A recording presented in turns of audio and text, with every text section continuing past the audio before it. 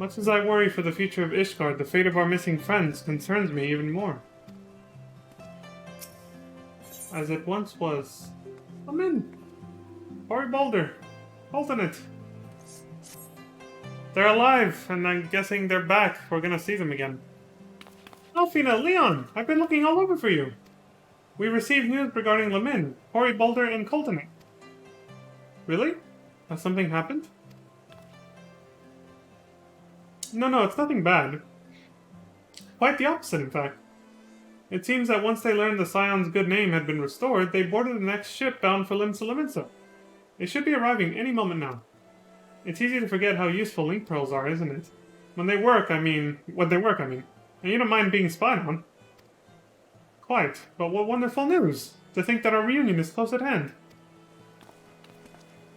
Yeah, I guess if you don't mind people tracking your location with them, sure. Pleasure to see you too, Alfino. Ah, Thancred. And Cryle. What brings the two of you here? Cryle and I have been looking into how we might track down Minfilia. And we may just have found the answer. Leon, when you were fleeing Ul'dah with Minfilia, you said that Hydaelyn spoke to her shortly before you parted ways, yes? Well, assuming that is true, and I see no reason to suspect that it is not, it seems reasonable to conclude that Hydaelyn commanded her to remain behind. Yeah, pretty much. That is to say, the Mother Crystal directly interceded to guide Minfilia. Admittedly, this is all still quite hypothetical, but I propose that such intervention, however subtle, must surely leave some residual trace. A lingering disturbance in ether, or ripple, if you will. In order to establish the existence of such ripples, of course, we will require suitable data. Fortunately, I know where such data can be found, the battleground where Leon felled the ultimate weapon, and the site of my personal ignominy. 'Twas there that Hydaelyn intervened to shield him from the magic I invoked. Cryle and I will infiltrate the castrum and analyze the ether therein. Alright, Mr. Ninja. The two of you? Alone? I have a proven knack for subterfuge, and I am confident there will be sufficient nooks and crannies in which to hide Cryle while the patrols pass. Besides, if you and Leon come along, who will see to Lamin's grand homecoming? When you put it like that... Very well, I will trust in your plan.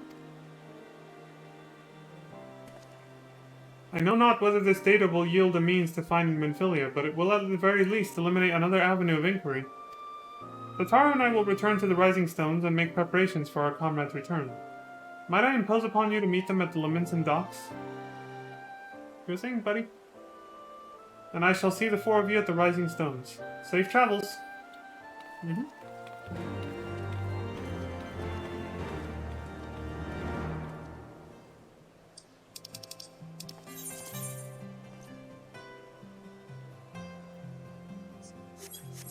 The Arcanist Guild. Got it. As it once was. I suppose she probably came back from Thavner or Razatan. By boat. Stands to reason.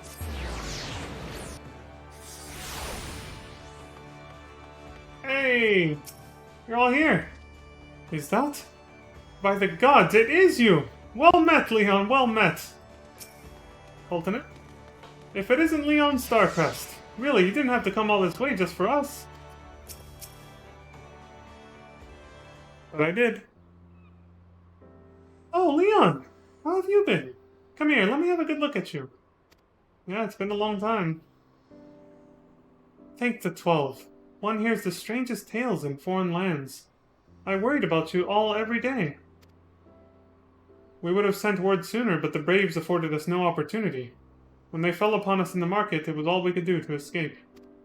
Tataru found her way to you, of course, but we were forced to seek shelter aboard a Hanish vessel. Hanish, I think.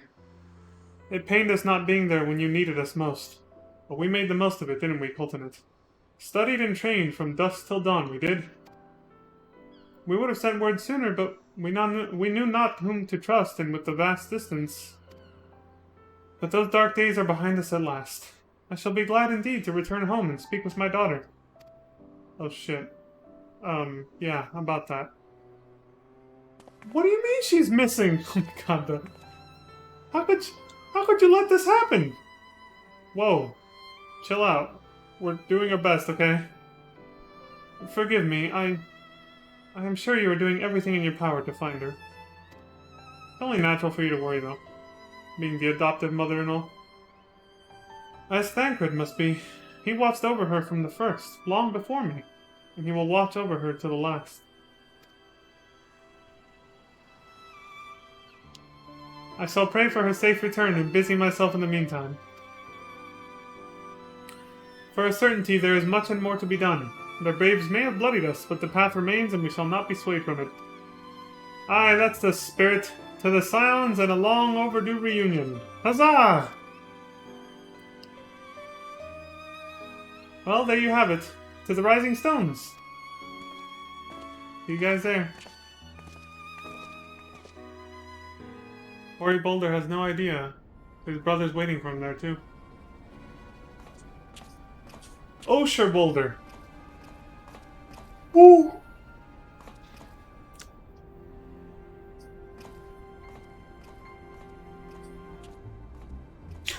Fucking Thancred. It took me a minute to realize it was him. Well done, sir. And with that, I believe we are ready to proceed.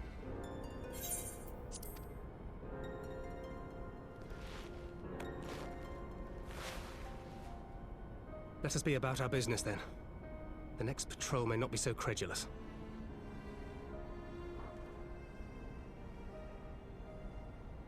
Why must you be so disappointingly brusque? You're not at all as Minfilia described, you know. I don't think you favored me with so much as a single compliment since we set out. Ha!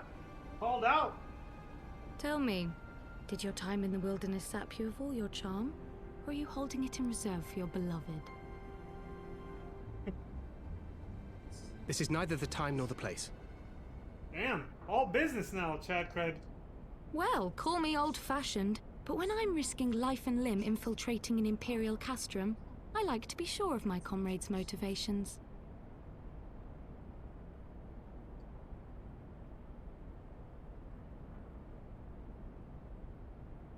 I see now where Alphino gets it from. Minfilia is dear to me. It is true. But not in the way you think. Yeah, he's not trying to hit on her or anything. 15 years passed, when she was still but a child. There was an incident at a parade. A Gubu broke free of its fetters and ran amok through the streets of Uldar. Had I been more attentive, I could have prevented it. But I was distracted, and her father was killed. I feared she would never recover.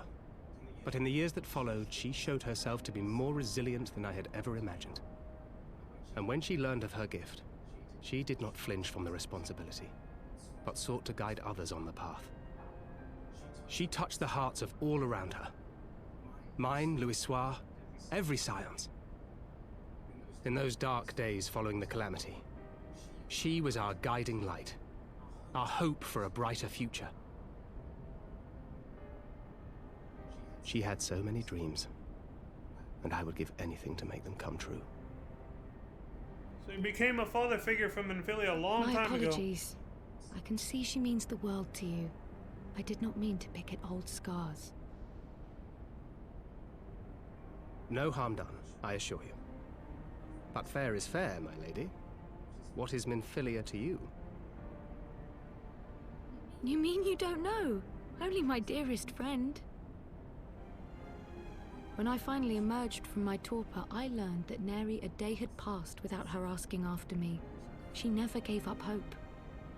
Whoa, that's true. And neither will I. Then for Minfilia's sake, let us pray that these vestiges of Hydaelyn's intervention will lead us to her.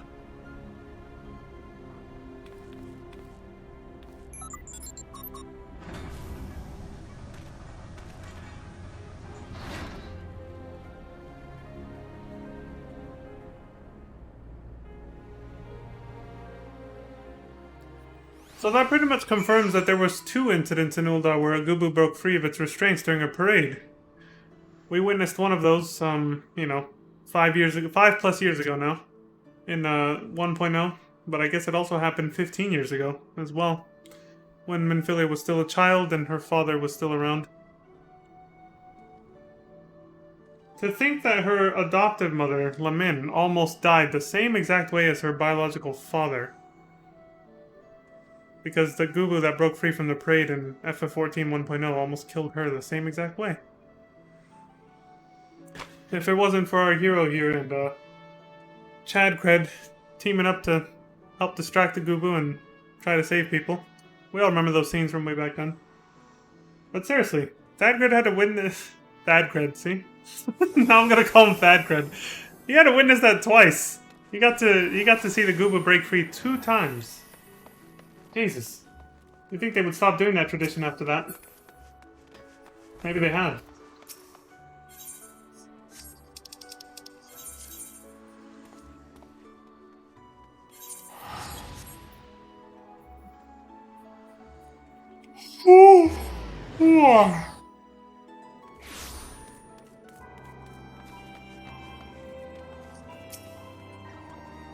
Home at last.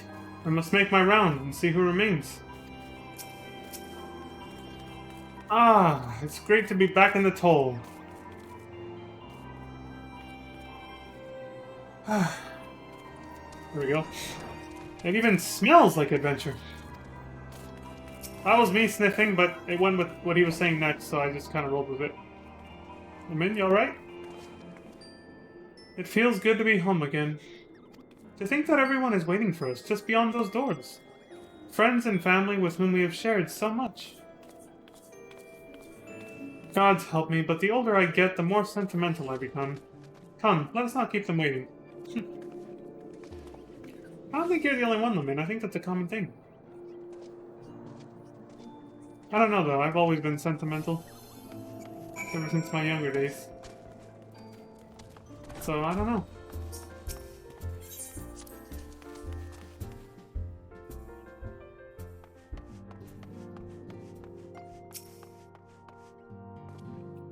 And there they are at last.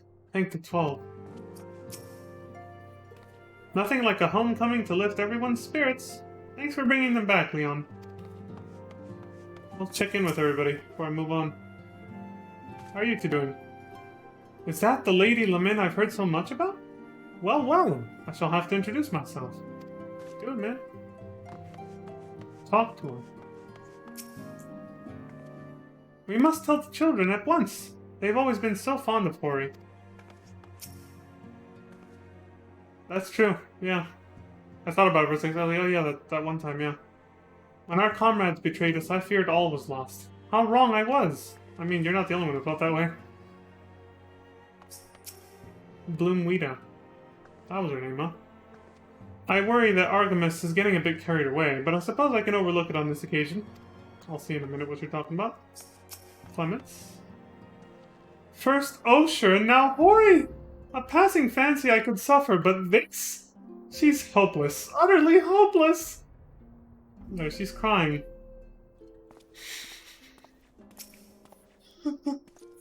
I heard it all from Malian. So where is she? If I'm to greet the songstress of Ul'dah, I would do so on my feet.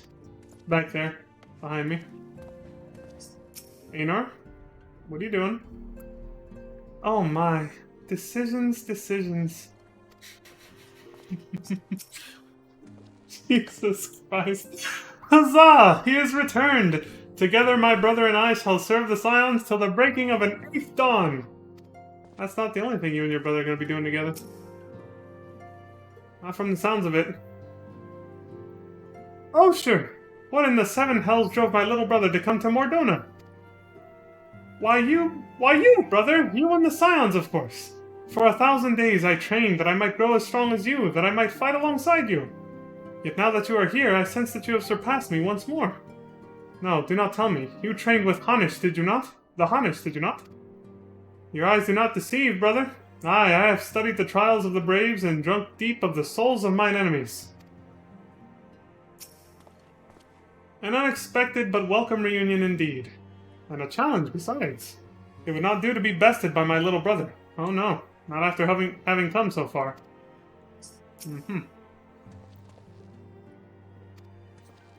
She's trying to make up her mind. Clemens already knows.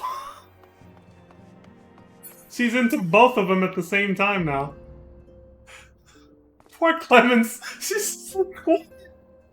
Why can't she control herself? Why the hell does she want both of them now? Glad though I am to be home, I cannot help but think of those who have yet to return. Once we have settled in, I would join the search. Take it easy, man. Just got home. We all must do our duty, and I am no exception. Our brothers and sisters are counting on us. Oh, me? To secrete oneself in a ship's hold to secure safe passage to a faraway land. This is a tale we know all too well. That's how you guys got here, yeah. When they are all well rested, I should like to seek a formal introduction. Why wait, my friend? Come, there is no need to be shy. Pray grant me a moment longer, at least. Though I am happy to oblige you, my legs are rather less accommodating. Isildur has the spirit of a man half his age. I imagine his granddaughter often struggled to keep up. I heard it all from Eliane. So where is she? If I'm to greet the strong Fulda, I would do so on my feet. Yeah, he didn't change what he said. This is fucking great. I'm taking screenshots of this shit. They keep it subtle enough, but still make it very obvious at the same time, and enough to make it very amusing. And for most people to notice. This is fantastic. I never knew about this.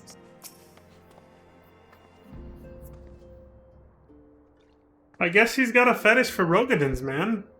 So now she wants them both. Two brothers. Damn.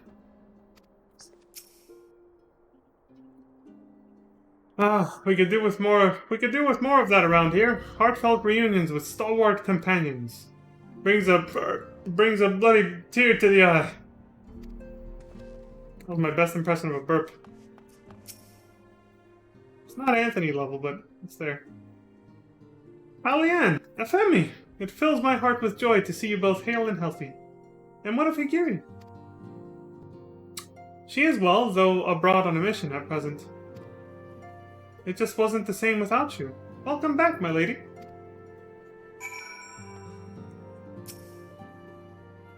And there they are at last. Thank the 12.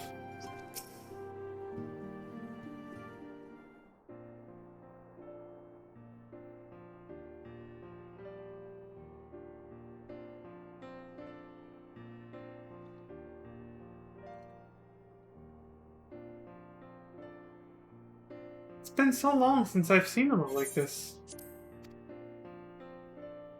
Yeah, too long.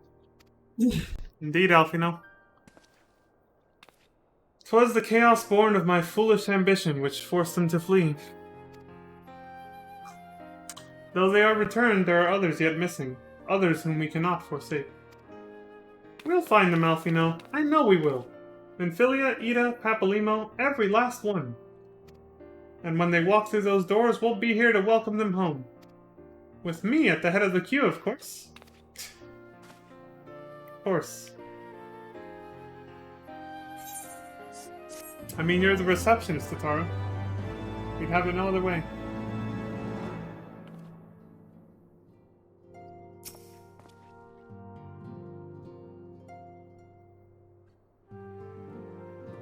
It'll all be like it was. Just you wait and see. The word of the mother. Thancred and Kryl contacted us a short while ago, and it seemed that their foray into Castra Meridianum bore fruit. They asked that we rendezvous with them in Yestola and Idleshire, where they will share their findings. Rude though it is to depart without speaking to the guest of honor, I expect she will forgive me if I return with her daughter. That's true. What are you still doing here? They're waiting for you in Idleshire. I'll go, don't worry. Mayhap it is for the best that I remain ignorant of the details. Excuse me. My burp does not sound like someone belching alcohol. Otherwise, I might be tempted to do something rash. I will place my faith in you all and the 12 to see her return to me. Don't worry, she'll be fine. We'll bring her home safe, Lamin.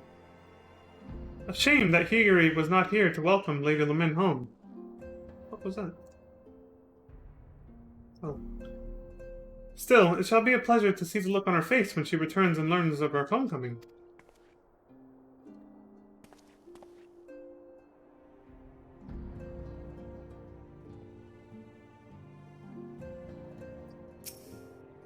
Now that Lady Lamin and the others have returned, we can redouble our efforts to find Ida and Papalymo. If only we had some inkling of where they went when they left Pearl Lane. If only, right?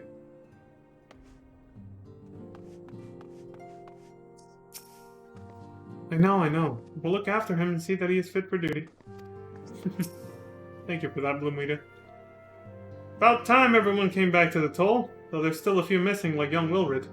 Been too long since that boy and I had a drink. Oh man, I am so sorry. He still doesn't know, does he? Poor Wilred. Rest in peace, buddy. He deserved a second chance and he never really got it. We'll keep things running smoothly while you're away, sir. You should devote all your attention to search for the missing scions. Wilred cut down in his prime. But I don't understand! I was the healer on those expeditions. How could she have... Where's this going? Oh God. I was sleeping less than 10 foams away! I have no sister! Are you fucking serious? Jesus Christ! Holy shit! Her sister does not give a fuck! Lately I've been practicing calisthenics every morning to stay loose and limber. Hey, I've done those. In fact, I think I might be fit to venture out onto the field once more. He is coming out of retirement. A warrior should not boast or brag of his accomplishments. So it was taught to me by my father, and by his father before him. Yet I must admit that I delight in hearing the young ones tell of their adventures. Their eagerness, their boldness, it is comforting and inspirational both. When the time comes to reclaim what was lost, I know they will rise to the challenge. Jesus Christ. Hey, you know, you got something to say? Your sister over there is, beside herself with worry about what you might have done on one of your adventures. Why not both? She can't decide between them, so now she wants them both. Jesus Christ. Perceptive as ever, brother. Wait, what did he say? But enough about me, brother. What of your escapades? And what of this fetching young lady with whom you seem so well acquainted? You noticed her. Aenor over there. Perceptive as ever, brother. Aye, Aenor and I have taken part in many a mission together, and through adversity have forged unbreakable bonds. I'm sure you have. Indeed, her skillful ministrations have proved much comfort. Skillful ministrations, you say? Yeah, we know what he's actually talking about. Your skillful ministrations, huh? I think Hori might get a taste of that soon. She's starting to eye him up just as much as you, Osher. Much to the dismay of poor Clement over here. Look at her, she's so... This is great. I was sleeping less than 10 foams away. I have no sister.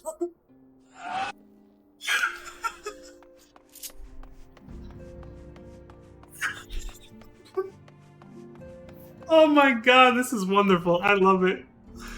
I love that they don't shy away from putting humor like that. At least with, like, off NPCs that are not directly part of the main story, but they're close by like that, you know? That is amazing. Truly rewarding for anybody who takes the time to actually talk to other NPCs besides the main characters in the story just to progress it, you know? It's good shit. So now she's like, why not both? Why not both, right?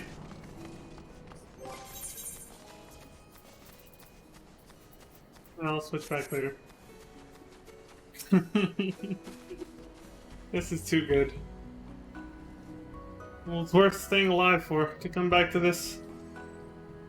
It was rather less than I had hoped, though mayhap I asked too much. is Lamin, by the way? Enchanting as ever, I trust? I shall have to pay my respects when time allows. Yeah. Alright, Tancred, we know. You like Lamin. You see Minfilia... You're like a father figure to Minfilia, and you like her adoptive mother, Lamin. Very fitting. My apologies. I see I am the last to arrive. So, what news have you for us? Well, as we postulated, there were indeed what appeared to be the remnants of an unexplained disturbance in the ether at the scene of the Ultimate Weapon's destruction. A ripple at odds with the presiding pattern. Though faint, the waveforms bore a strong resemblance to those observed following the destruction of the Isle of Val, when I believe Hydaelyn shielded me with the Blessing of Light. Also, she kept you alive, too. To confirm our findings, we paid a visit to the Sildi aqueducts. There we detected the same waveform, but orders of magnitude larger, as one would expect of a more recent disturbance. Hydaelyn. There is no other explanation. But there is more. When I studied the site where Y'shtola used flow, it appeared that not 2 but 3 beings had been affected. Yet unlike Y'shtola and Thancred, there was no trail to follow. Our unknown third party was simply there, and then not there. Now, recall your visions of a vast crystal floating in a sea of ether. Though this too is but a theory, studies of gifted subjects suggest that when communing with Hydaelyn, we briefly leave our bodies behind. Really? Because that happened to me when I first started the game. I got that first blue crystal. So, let us consider the facts. 1. Hydaelyn interceded. 2. A third being was caught in Y'shtola's flow and vanished without a trace. And 3. Hydaelyn may have the capacity to summon the consciousness of gifted individuals to her side. So Hydaelyn knew what Y'shtola was going to do, and took advantage of that to make sure Minfilia would get caught up in it as well. That's why she told her to stay behind. Interesting. But why, though? You were implying, I take it, that Hydaelyn guided Minfilia into the compass of my magic, that she might summon her body and soul unto the ethereal sea? In which case, we must needs continue our search there.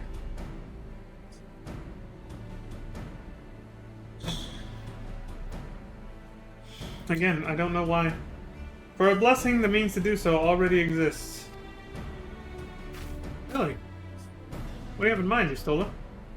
I speak of the Anti-Tower, a Sharlayan construction conceived to provide scholars a vantage point over the ethereal sea. Though I know not where its entrance lies, we need only ask its last custodian, the contrary old crone, who, for another blessing, refused to join the Exodus. She's not gonna like hearing this. Master Matoya was the keeper of the Anti-Tower? I had no idea. Then our course is clear. We must petition her aid once again. An old crone, huh? An old crone. I'll tell her you said that. Plus, that's far.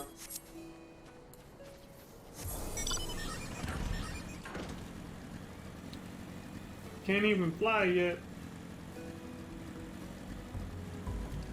Oh, and now you can actually see the glow of Alexander's barrier. I like that.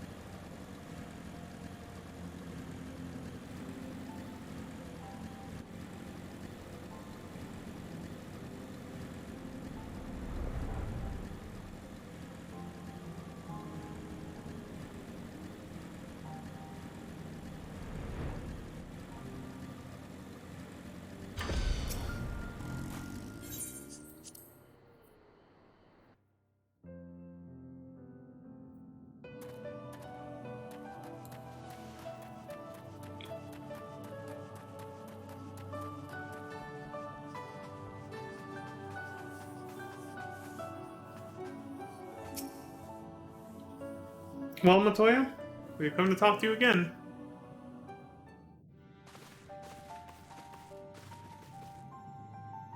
Oh, what a surprise. Well, what secrets have you come to extract from me this time? Ah, though it pains me to admit it, your words strike close to the mark. We humbly ask that you grant us entry to the Antitower, that we might use it to seek a friend who we believe has been transported to the Ethereal Sea. And who told you I could do such a thing, I wonder? Who do you think?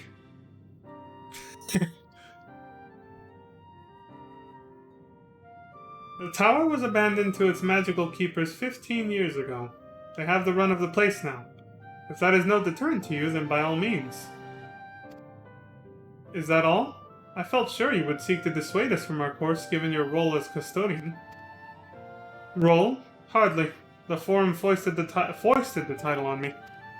During the Exodus, every entrance to the Antitower was sealed, save one.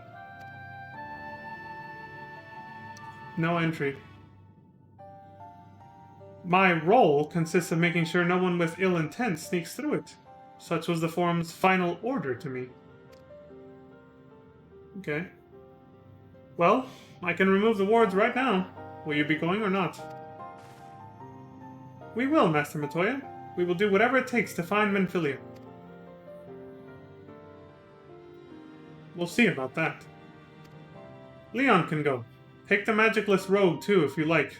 He's no use to me. The rest of you will stay and work, and I'll hear no argument. Those are my terms. The magicless rogue? Oh. And I should be delighted to accompany you. Lead the way, Leon. Thancred, no. Your etheric flow has been compromised. Do not deny it. To venture into an environment so thick with ether, so close to the ethereal sea, would be to risk further impairment, or worse. You think it'd be the opposite? Wouldn't that kind of help him maybe get it back? But Menphilia could be in there, waiting for us. And you could die. And for what? If she is waiting beyond, Leon will find her. Trust in him. Have faith. Damn it all. She's like a daughter to him. He can't help himself. Bring her back to us. I'll do my best, Thancred. Damn it.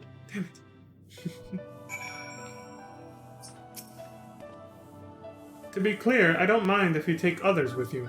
I expect you'll need the help, but this lot are staying with me.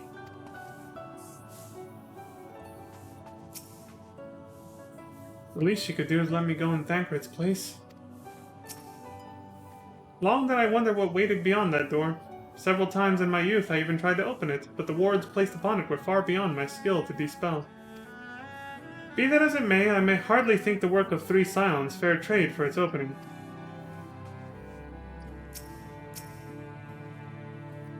To be honest, I'm not entirely sure what you'll need to do once you reach the bottom. But you've always been so resourceful, so... Figure it out? You're confident I'll figure it out, basically? Whatever it takes, do you hear me? Whatever it takes. You have my word, Thancred. I'll bring Menphilia back safe and sound, don't worry.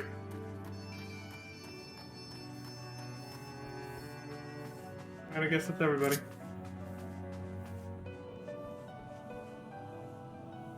Alright, Menphilia. We're coming for you. Well, at least I am. The Antitower.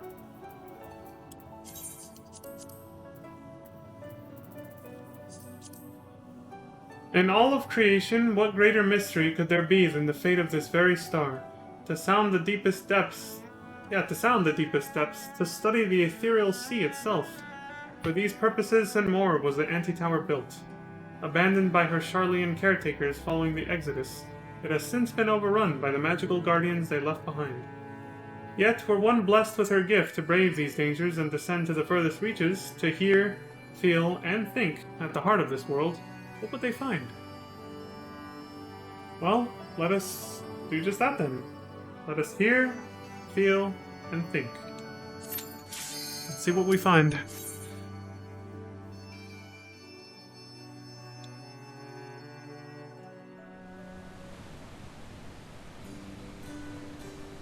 Gravania, the Antitower. See why it's called that. Those waterfalls are flowing upwards.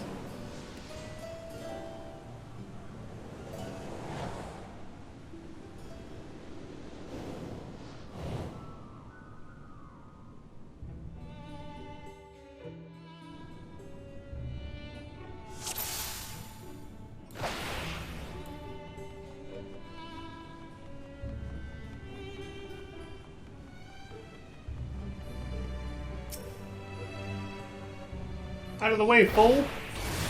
Ribbits? Intruders? That's right. Humans are back, assholes. Well, at least me.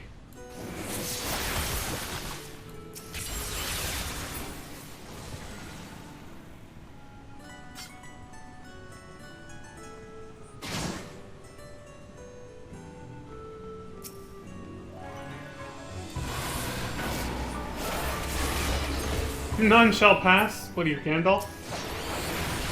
Kiss my ass.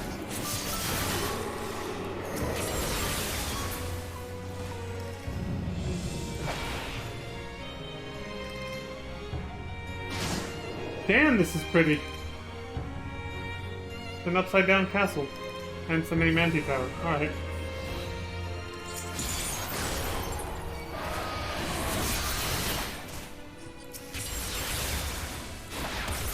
At last the challenge, and then he croaks.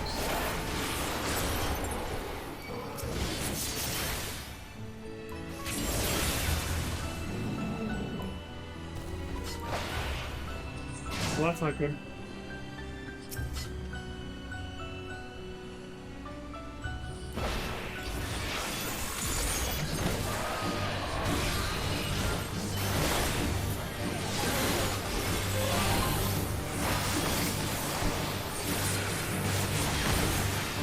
Shit, I don't think I made it out of that one on time.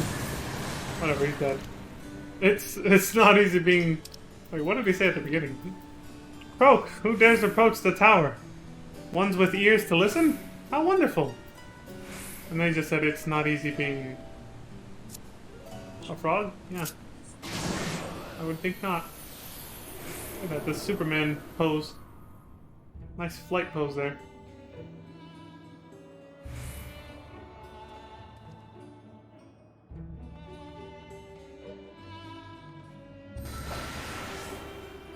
Was that meant to hit me?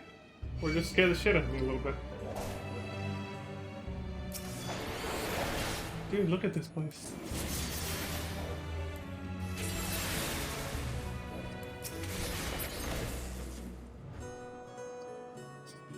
It's like an acid trip. I wouldn't actually know since I've never done that, but I can only imagine from what people have said.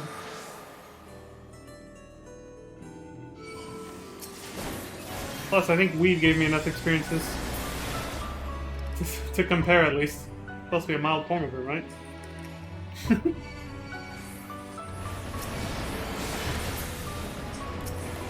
Marijuana, motherfucker. There we go.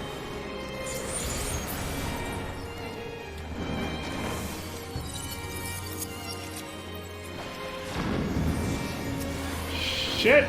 Barely. I don't think it counted. Maybe it did, I don't know.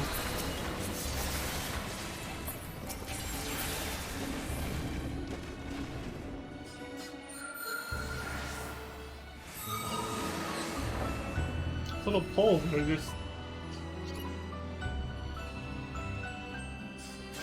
waiting for him to group up.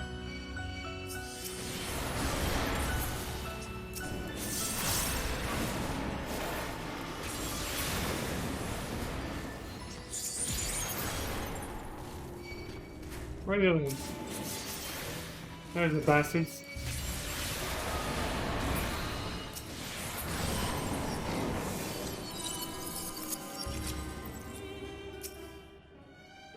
Ziggy. Ziggy, save everyone.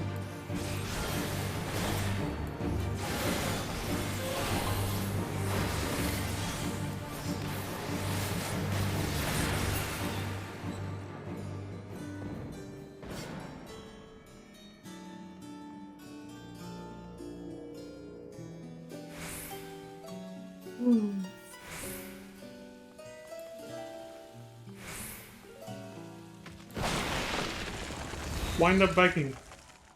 And Magus. More mammoths! Little robot-like creatures.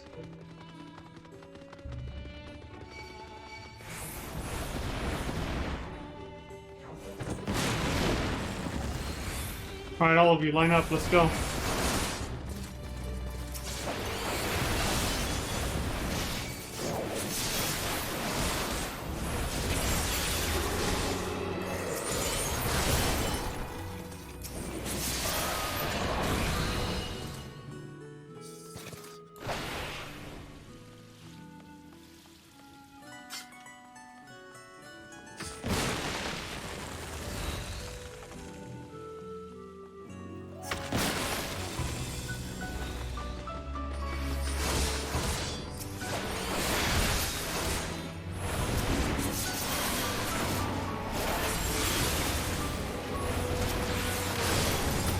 That one was poorly lined up.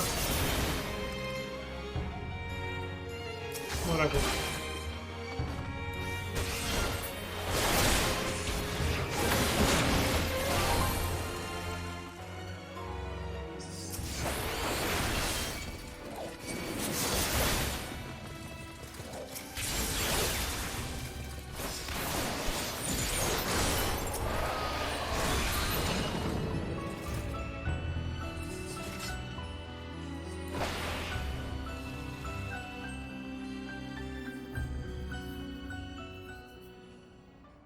Oh shit, we are Calcabrina. Adorable dolls, terrible dolls. Yee-ho-ho. It's these bitches again. From Final Fantasy IV. They're back!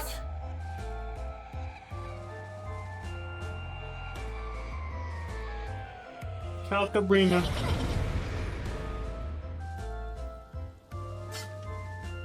When did we see them in FF4? I can't remember, it's been too fucking long since then.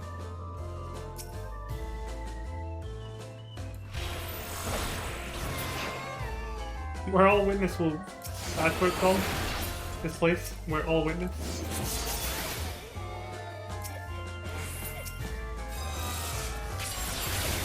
That looks like the little Charlian logo, doesn't it?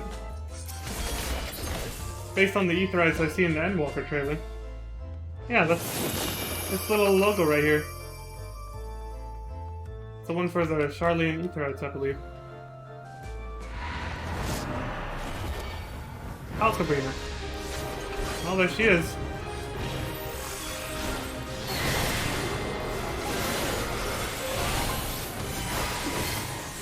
Oh my god.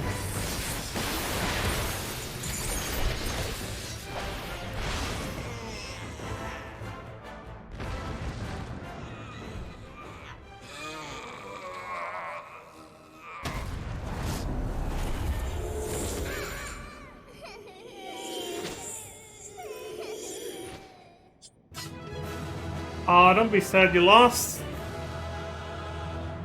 It's only natural. I know how y'all worked from before. No, actually, I don't remember if they did form into one big-ass doll like that in FF4, though. I will say.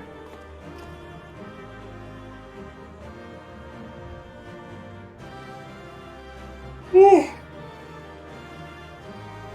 But yeah, either way, this looks like the Charlian thing. The little Aetherite crystals, or, well, the giant Aetherite crystals. In, old Charlian, I guess, to be called, you know, to call it what it is. Technically, the new or more recent Charlian is the one in Idleshire, here in Eorzea, but, you know, it was abandoned because the Garleans invaded and yada yada. Anyway.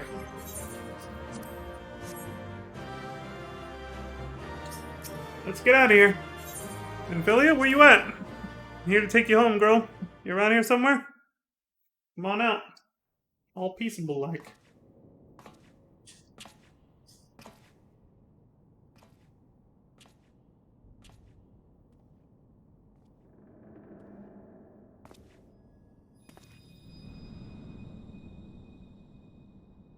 Mommy Hyden, is that you?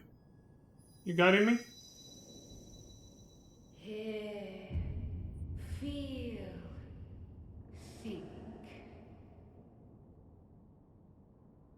I forgot the voice changed. The voice actress changed after Realm Reborn. That could be her, but... Might actually be someone else too, I don't know.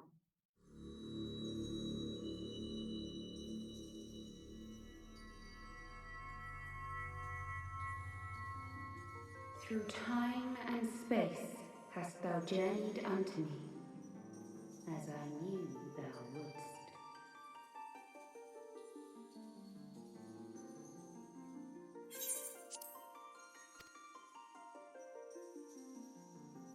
Heidelin?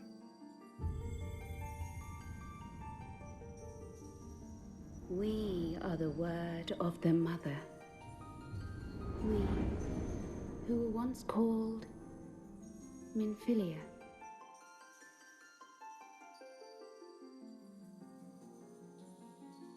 Much time hath passed for thee since the bloody banquet, since I hearkened to her word. Mother, Heidelin guided me towards Y'shtola and Thancred, that I might be swept up in their flow and delivered unto the ethereal sea. There, adrift and alone, her voice silent once more, I prayed for those we have lost, for those we can yet save. To her I would make an offering.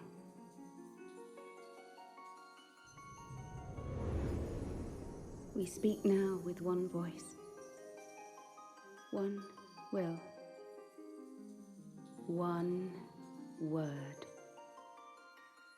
Unto thee we bequeath the most precious of gifts, the truth which lieth at the heart of this world. Thus do we beseech thee once more. Hear, feel, think.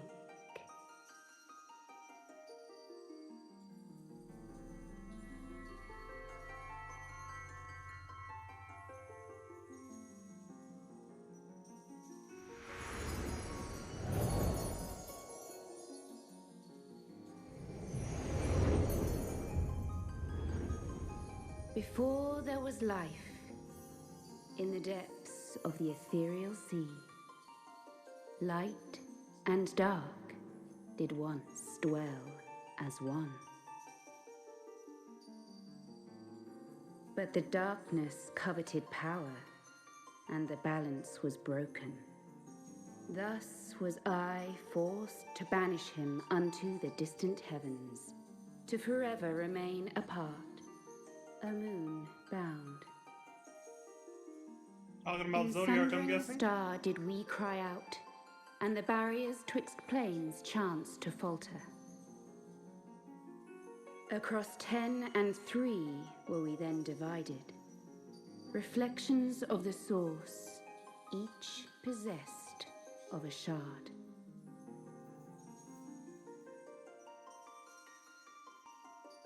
Mirrored worlds. Zodiac longeth to be made whole. For his restoration, for his resurrection, his servants labor without cease. They seek to tear down the barriers which surround the source. Thus do they rejoice in their ardor, in your calamities, for each marks a rejoining.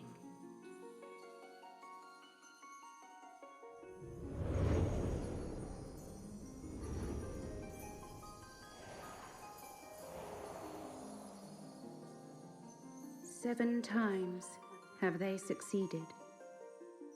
7 times hath the darkness grown stronger. 7 times have I failed. The Ascians cannot be suffered to continue. This is my final.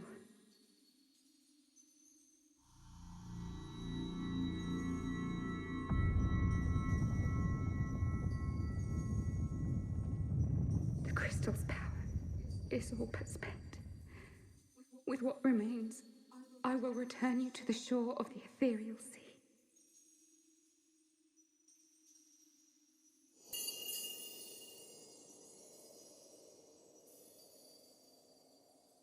Blessed children,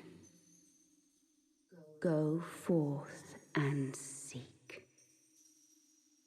Seek.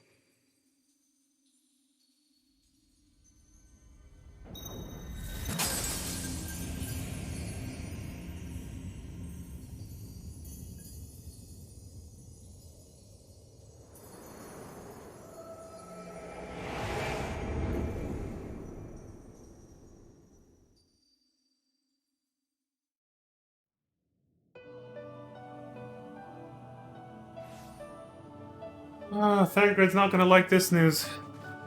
Neither's everybody else, I feel, but... Thank the 12! Did you find her? Did you find Minfilia?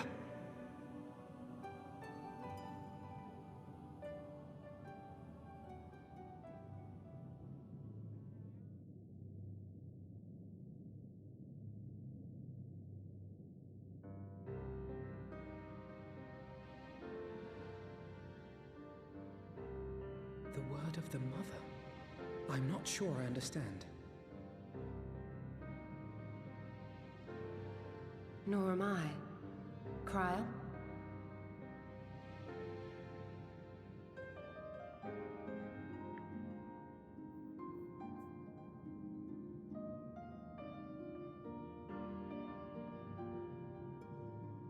As unbelievable as it sounds, I see no reason to doubt her.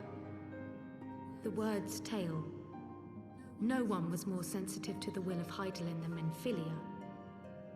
And if Hydaelyn has grown so weak that she can barely make herself heard, it is not hard to see why Minfilia, having joined with her, might struggle to maintain her own form. What? Why would she need to maintain her own form? Are you saying she's gone?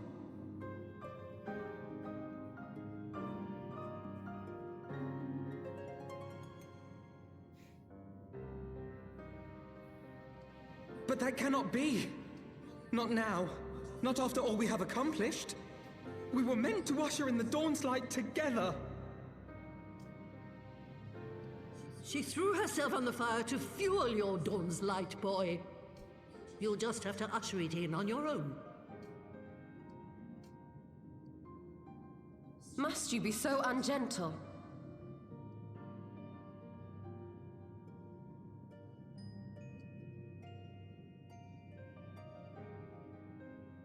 Tell me about the Scions, boy. The scions of the Seventh Dawn lay before Eorzea's salvation. Whenever the realm is threatened, be it by Primal, Ascian, Garlean, or any other, we take up arms in her defense, that all in Eorzea may live to see a brighter tomorrow. And that's very noble of you. But in chasing after these lofty goals of yours, you seem to have lost sight of some basic truths. To win a war, you must be willing to do whatever it takes. To fight, to kill, and if necessary, to die. The path you've chosen is paved with the dead. Walk it with your eyes open, or not at all.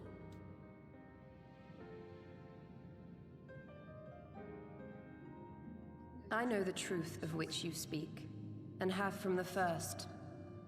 If the Ascians will go to any length to resurrect their god, then we must needs be as committed to our cause, to unmask them and their schemes, and to crush them both utterly.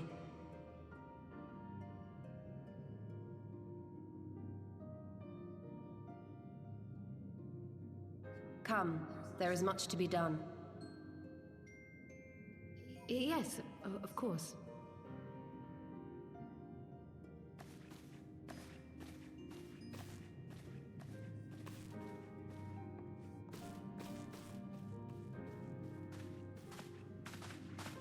Thancred, wait!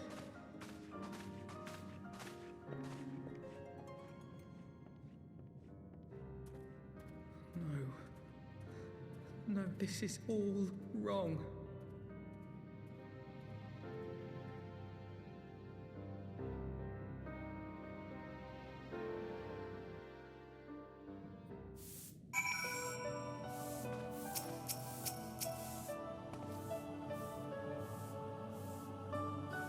There's a blessed few who get to choose how and when and for what they die.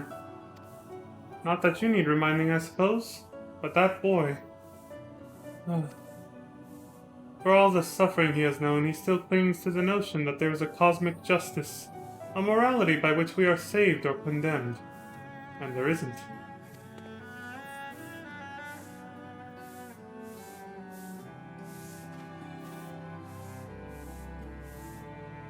I remember all too well what it was like for me to come to terms with that. Probably around the same age as him.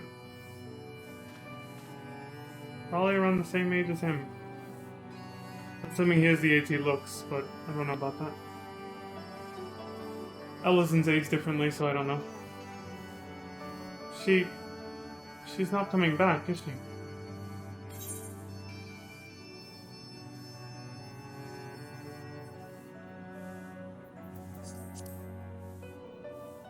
It weighs on you too, I know. I understand why she made her decision, and yet, every time we lose another friend, I have to ask myself if there was not another way. Every time, dude. Wait, I can see what he says for all three responses. She did what she thought was best. I know that I do. To give all for her belief was ever her way. So will we, as we must. What greater calling could there be than to stand against the darkest defenders of the light? And yet, where does it end? The sacrifice, the loss. It ends like any other life, led for any other reason, for any other cause. It always ends the same way. What now? We carry on as we must. She went to great lengths to inform us of the enemy's designs. We stand as ever against the dark, as defenders of the light. Yet for how long, I wonder? How much more loss must we endure? Okay. Well, let's go with my canon answer, which was...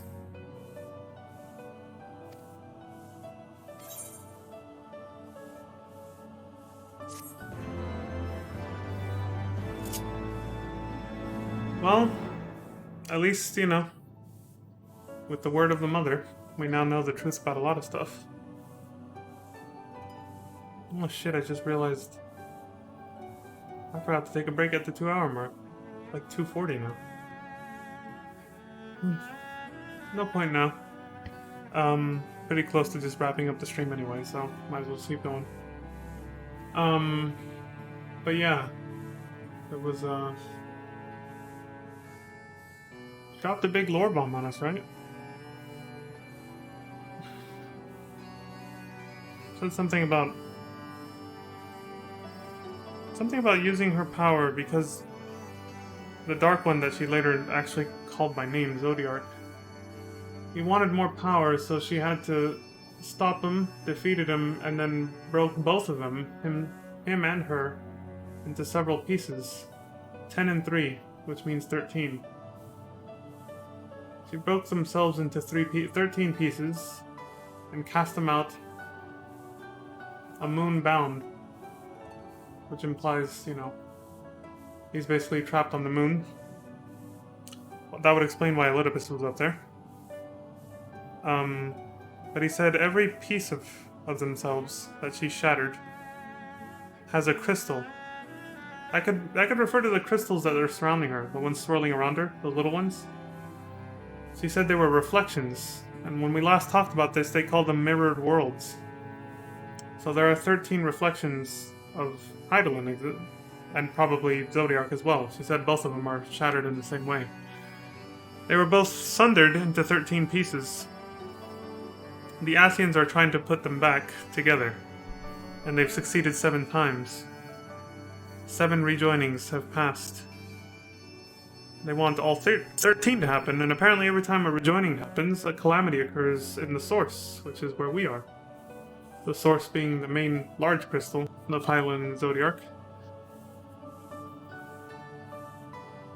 So they tear down the barriers by causing some kind of calamitous event. Something La Habrea had hinted at.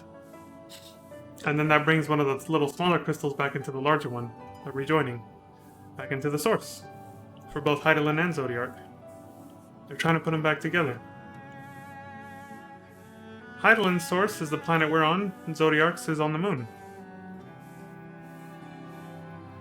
That orbits us, so they're in pretty close proximity to each other. And I guess that's what we know so far now, thanks to the word of the mother, Menphilia. Well, what used to be Menphilia. I guess Hydaelyn has to talk to us through her now.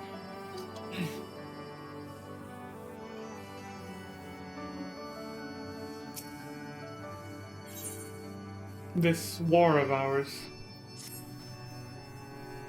I must ask that you not breathe a word of this to any of the others at the Rising Stones, especially Lamin. I will brief Tataru on what we have learned, as well as Urianger. You may have insight into what the word told us. As for you, Leon, after all you have done, I would say you have earned a rest.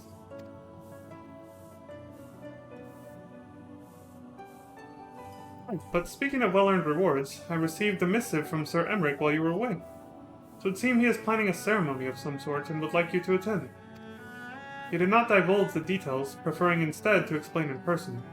Mayhap you should pay me a visit. Excuse me. Sure, why not? A little distraction from what just happened.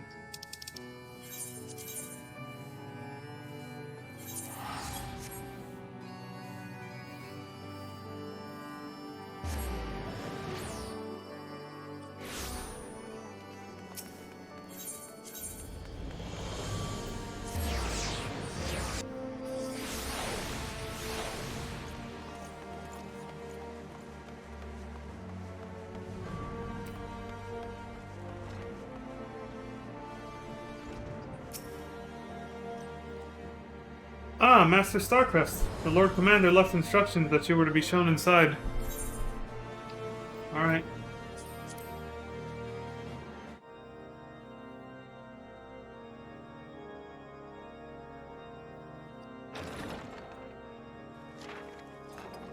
A pleasure to see you again, my friend. I take it you received our invitation. Yep. Good, good. You of all people should be present.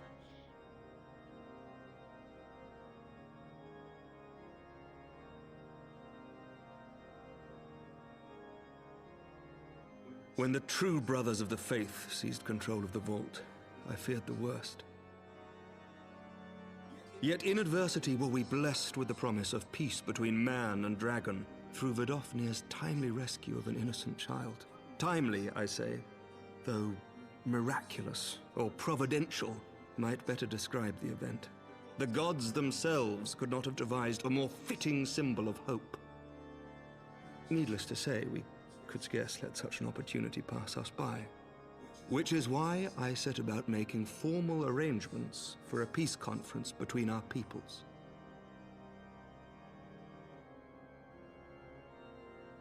Sounds good. You and yours have done more to bring us together than any, and it is only right that you attend. But I confess that is not the only reason I would be glad to have you there.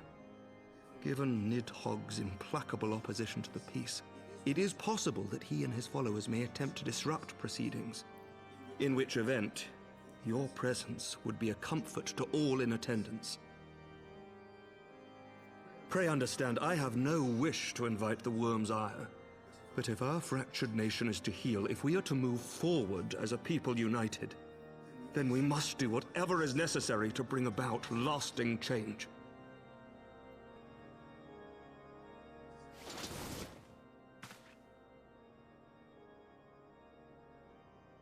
Alright, buddy? Tis nothing. Tis nothing. Lucia cautioned me against giving vent to my passions, lest my wounds reopen. Yeah, you did get stabbed, dude. You gotta take it easy.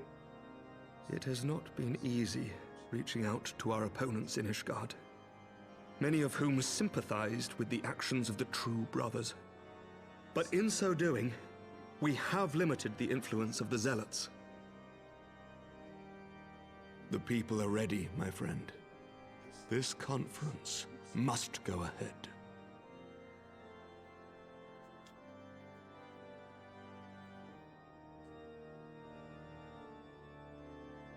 I knew you would understand. The conference will take place on the border of Ishgardian and Dravanian territory in Falcon's Nest. Lucia is there, seeing to the final preparations, even as we speak. Pray join her at your earliest convenience. It would not do for the guest of honor to arrive late, after all. I'll be there. Oh, and one more thing. A drink. We should make time for one. Once the conference is concluded, I mean. By my reckoning, 'tis long overdue. Yeah, man, you got that right. But, I kind of just went through some shit, so it just doesn't feel right now.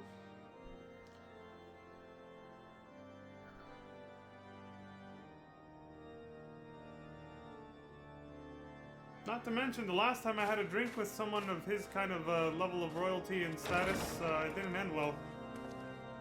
For either of us. I think Leon might have been remembering that too. What happened when I tried to have a drink with Nanamo and Ulda. Oof. That, combined with the weight of just having lost Minfilia, is why he couldn't really be too enthusiastic about that response.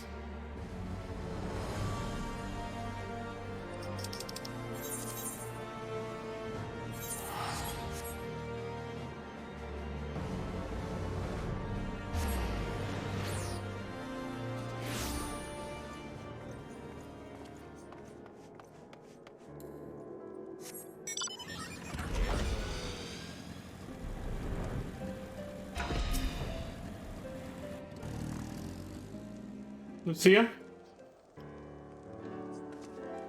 The Lord Commander said you would come, Leon. Yeah, he invited me. As you can see, preparations for the conference are proceeding apace. Mark well the curtain above. What about it? It conceals a relief that will be unveiled during the conference. The Masons labored day and night to see it finished on schedule. Sir Emmerich wanted a symbol which would endure long after this conference is concluded.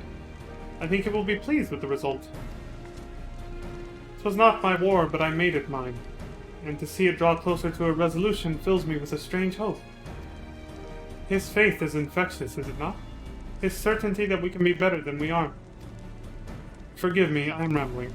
You must be tired from your journey. Go, rest. I will not keep you. Thanks, Lucia.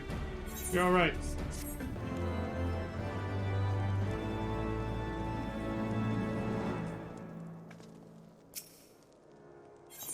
Staunch conviction. If you would rather not take a rest, then why not take a walk around Falcon's Nest? Make your presence known to the people and so forth. In addition to those who have come from far and wide to attend this ceremony, you may meet Lords Arturel and Emmanuel, who have graciously volunteered their services. They should be glad to see you. Now, if you excuse me, I must needs return to my duties.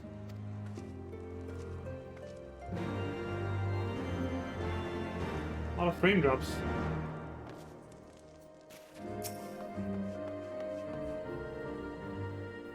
I am glad to see that the rumors were true.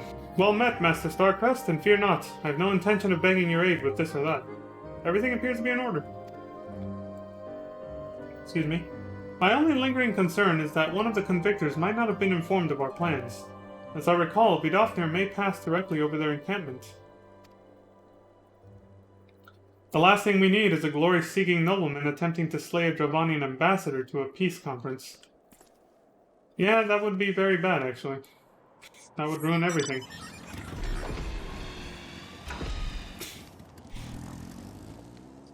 Do you know when everything's set to begin? I wasn't sure how many might come, so I thought it best to come early and find a spot with a great view. When I heard that Sir Emmerich was planning to make a speech, I knew I couldn't miss it. I mean, the man risked his own neck to rescue those hostages. How often do we get heroes like that in this day and age? And he's more than a fighter, too. He's a thinker, he is. He's got plans to better our lives, to change things, And he'll do it by the Fury. Me and my friends and family, we all believe he can do it. Okay. Roth. Bloody exciting, isn't it? Not just peace with the dragons, but with all them heretics besides. Don't misunderstand, we've all got a healthy fear of being bathed in dragonfire. That being said, the heretics did far more to hinder our efforts here in the past, so hearing that we're close to a reconciliation comes as a great relief. The people are ready for this. Everyone seems excited about this. What are you two doing over here? Ah, still here, old boy? This really isn't the time. What's wrong? I will do my utmost to keep him out of trouble, but I may require your assistance later. Alright, Honorine.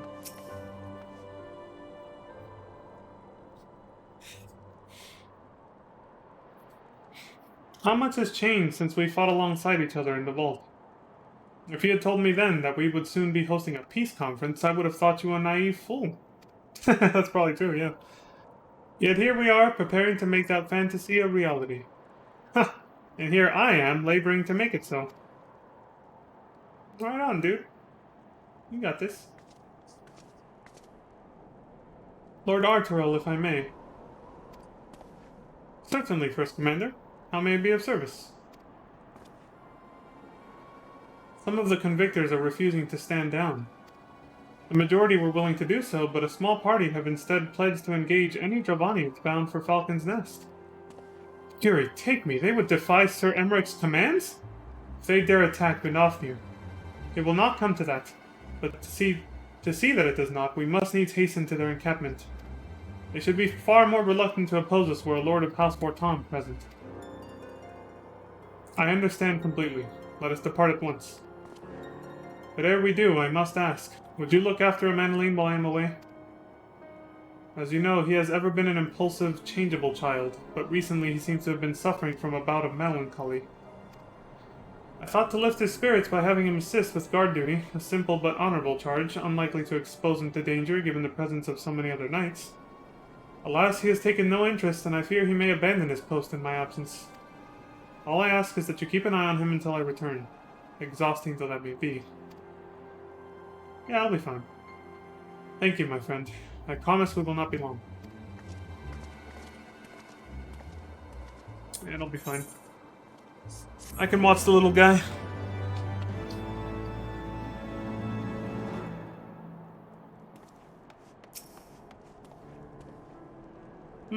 Was that Lord Arturel leaving with the First Commander just now? Yeah. Don't worry about it. Once more, a favor.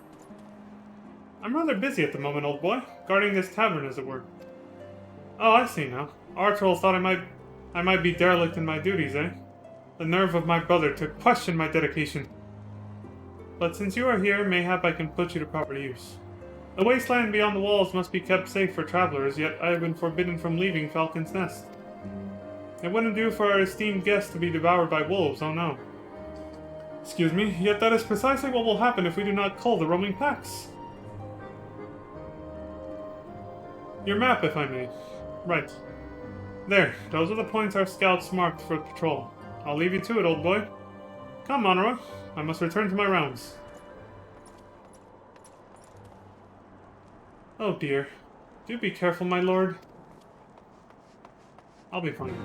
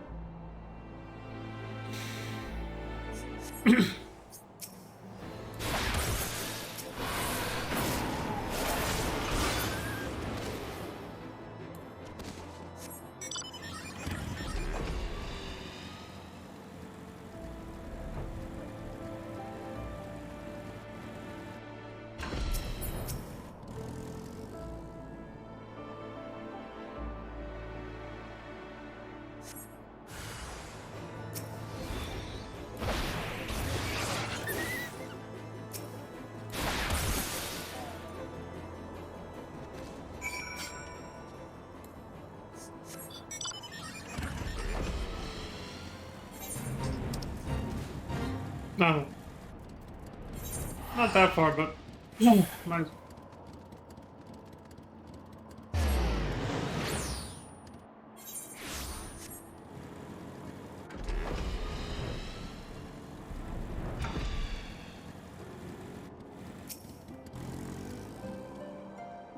Terrible imposition though it was, I am relieved that my lord did not think to tend to the wolves by himself. Yeah. Good thing. Leon Starcrest, Wolves' Bane. It pleases me to inform you that I have completed my rounds and that all is well in Falcon's. Oh, and there was a grizzled fellow looking for you. You know, the one who made that arsonist confess. Clever, that.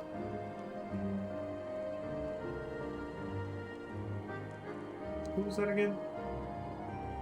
Thancred, was it? That's right, yeah. He was asking after you.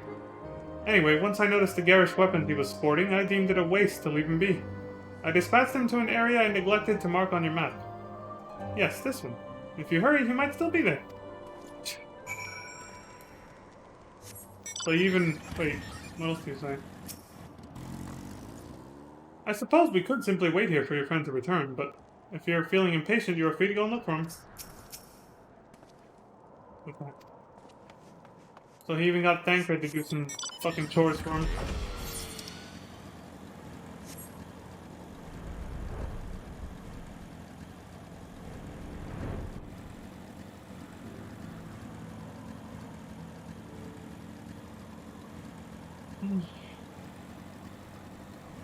Well, it's incredibly dry despite all that water. Fuck.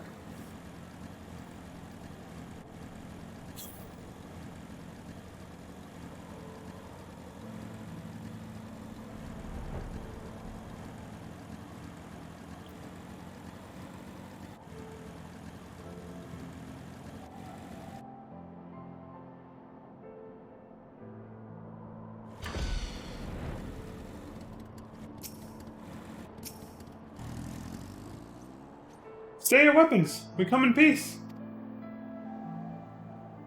Lady Iceheart told us tales of Vidofnir. If she would trust in Sir Emmerich, then we too would hear what he has to say. But the wolves caught us unawares, and were it not for this man, we would have surely died. Oh, good thing Manelaine sent him here. Thancred? Fancy meeting you here, Leon. 'Twas fortunate I came when I did. These two would not have fared well against the wolves on their own. The young lord wasted no time in taking advantage of you, did he? And me, I suppose. Let us return to Falcon's Nest, then, and see what other thrilling tasks he may have for us.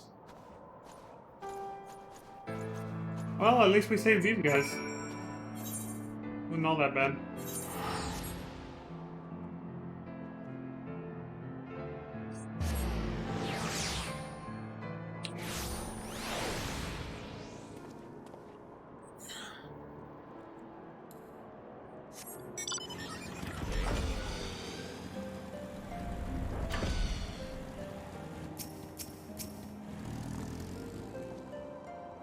How wonderful you found Master Thancred! As ever, I could not help but fear the worst.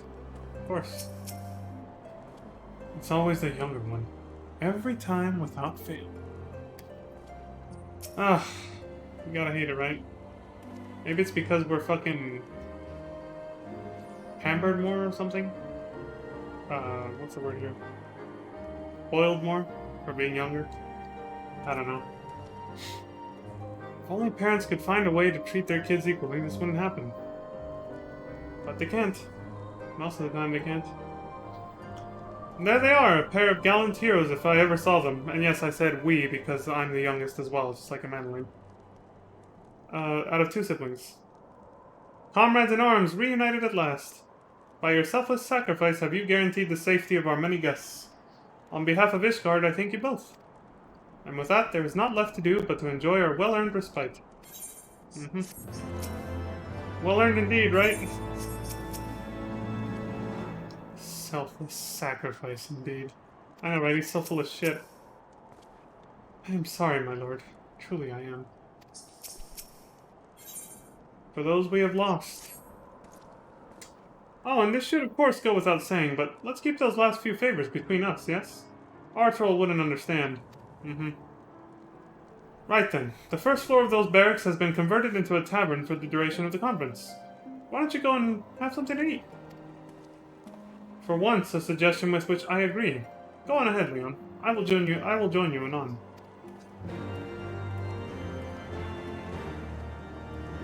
I guess Thancred has something else he has to attend to first.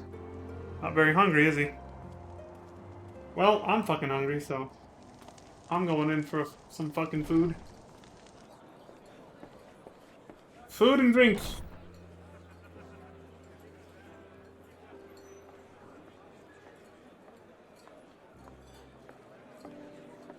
Welcome, welcome. Find yourself an empty seat and I'll be with you in a moment. Gracious hospitality, I don't mind if I do.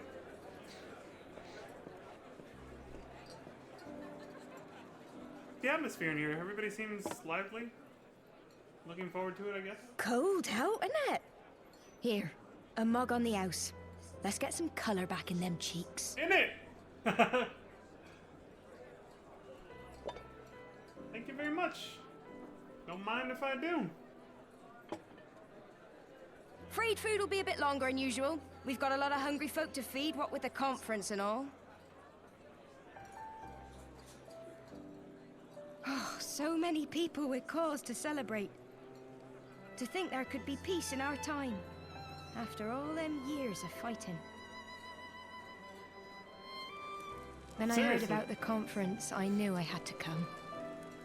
I knew I had to be here, to do my bit.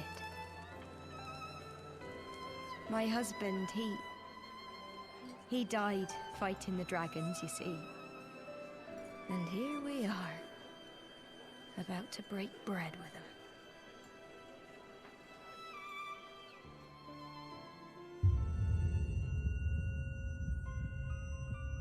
Of course, as soon as she said that, the red flag just goes off in your head and just like, oh no. You were right, my friend. You look tired. Reckon you could do with a good long rest? After all you've done, I say you're dead. Why is it always the drink, man? Shit!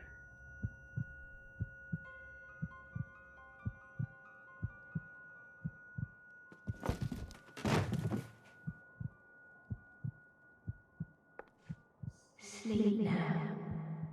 Sleep. Sleep and leave us to our affairs.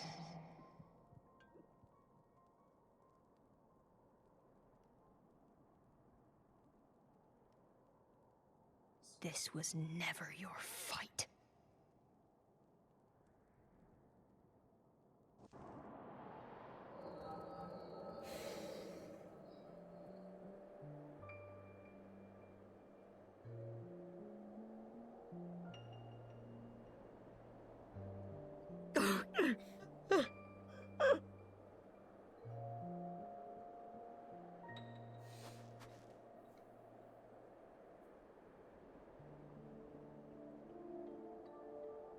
My son.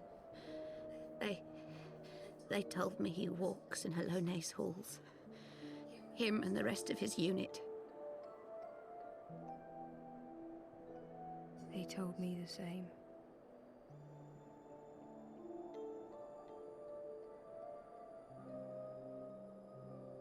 I expect they think it's comforting.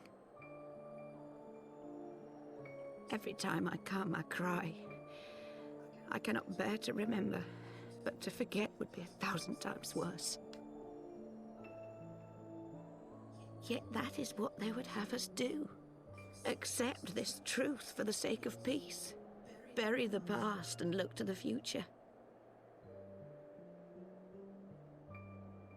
But he was my future. My flesh and blood. My heart.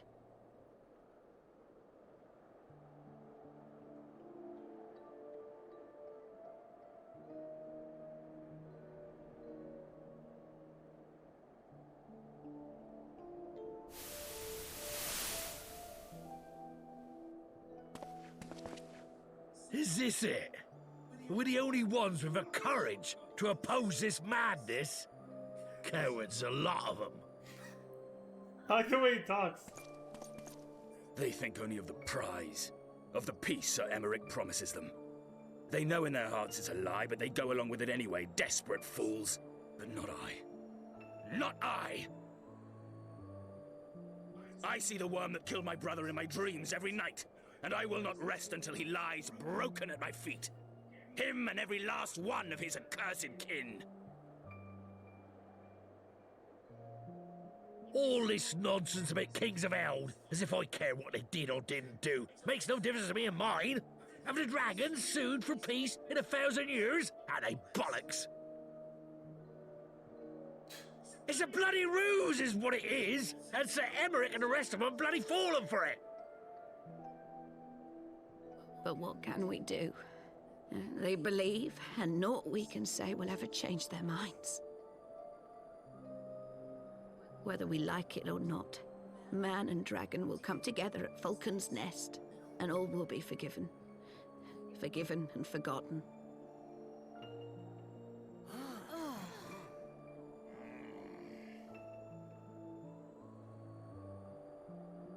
No.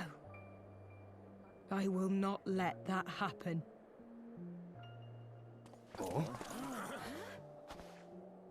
They will remember the true face of the enemy. I will show it to them. And we will rise up against them once more.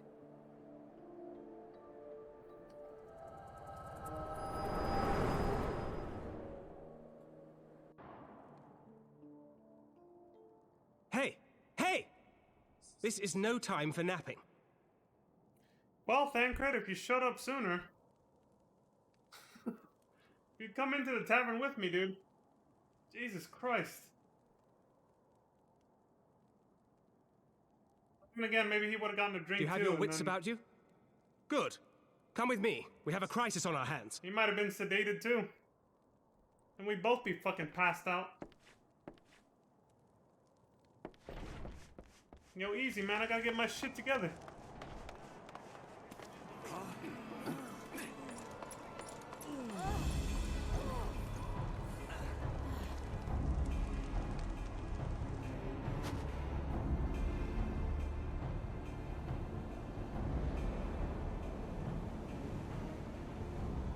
Hear me, brothers and sisters. Do not be fooled by the honeyed words of the Dravarnians. The peace they promise is but a prelude to slaughter.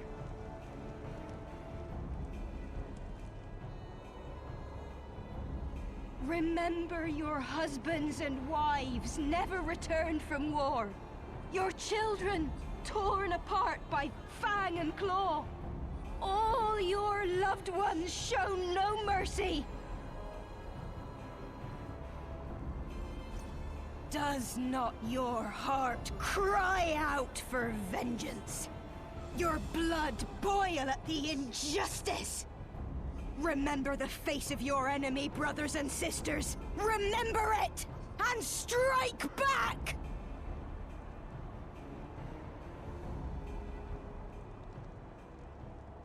You there! Don't just stand around gawping! Do something, man! Stop her! Yes, wow. Yes, my lord.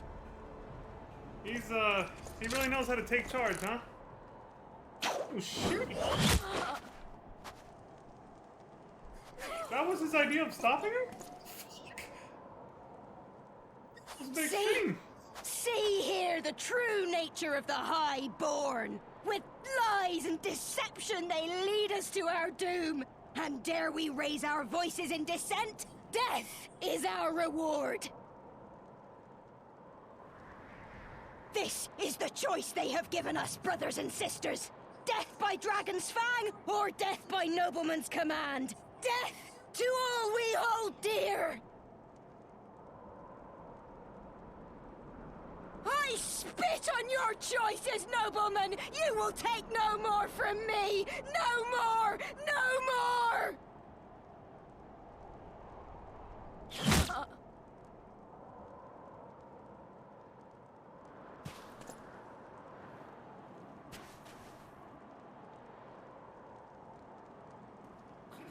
What have you done? I only did as you ordered, my lord. Told you to go stop her, not shoot her. Jesus Christ!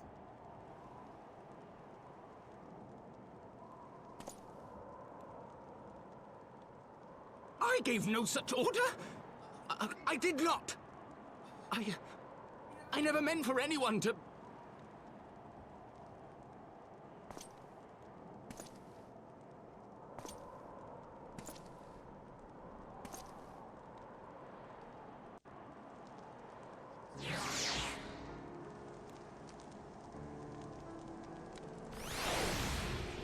Well, holy shit, did that hit the fan hard and quick, didn't it?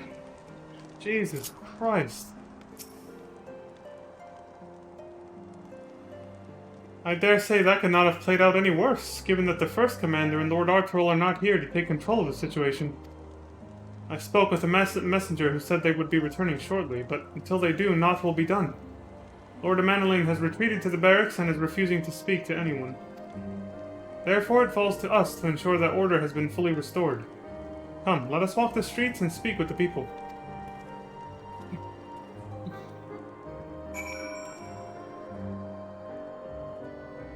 Damn. What a fucking disaster.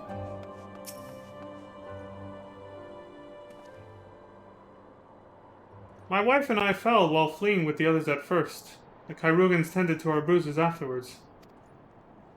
Those mad fools have ruined everything, and for what?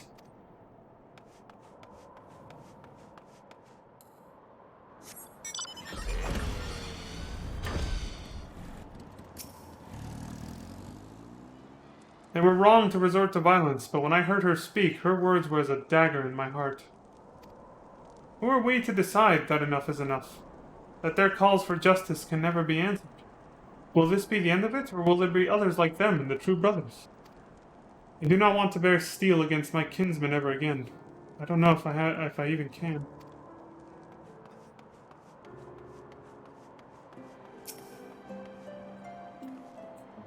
I'd heard the rumors that the young lord was a drunken fool. What imbecile thought it would be a good idea to let him have the run of Falcon's Nest? Shit. That was a jab at Arturel. Well, I say him and Sir Emmerich take their bloody change and shove it up their asses. I'll not be taken in by that rot again. And everything is ruined.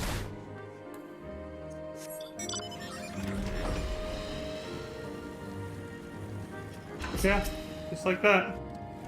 Everything we worked so hard for, gone. Well, what say you?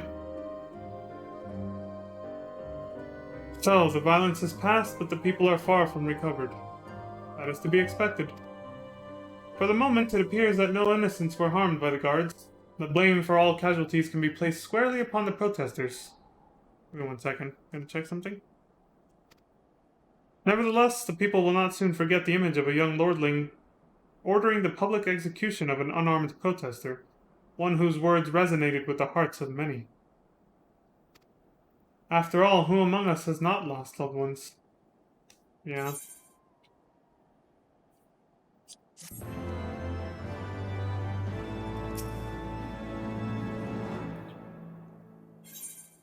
Consequences. Lord Arturel and the first commander should have returned by now. Right?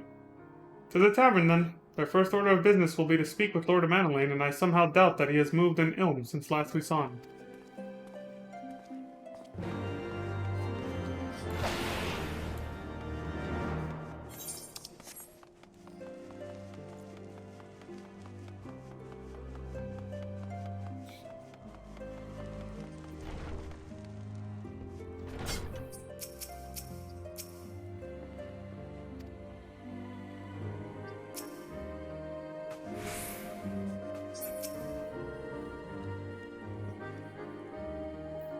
Nortrel, pray forgive me, my lord. It's been chaos since preparations for the conference began, and I needed all the help I could get, and...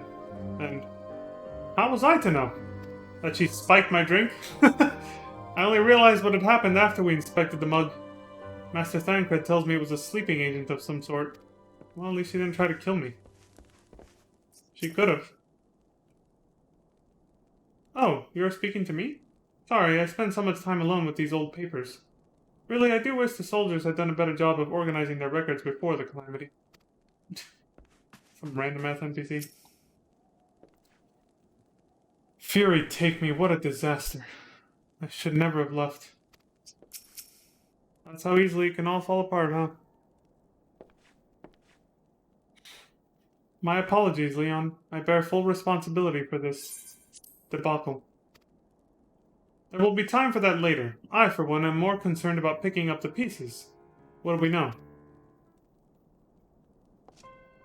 According to initial reports, the protest was orchestrated by the young woman whom Lord Amanelaine ordered shot. She and her conspirators infiltrated Falcon's Nest, posing as servants and guests. Several were taken alive. Others resisted and were struck down. Still others took their own lives. Damn. Our forces suffered casualties as well, but by the grace of the Fury, no civilians were seriously injured. Still more remarkably, the ringleader yet lives, for the time being at least. The Kyrunians are doing what they can for her, but she may not live through the night. Given their impeccable timing, it is like that the convictors who drew us away from the hamlet were in league with the protesters. Accordingly, we have detained them for questioning. I'll be sworn that these villains spent as much effort plotting the failure of this peace conference as we did its success.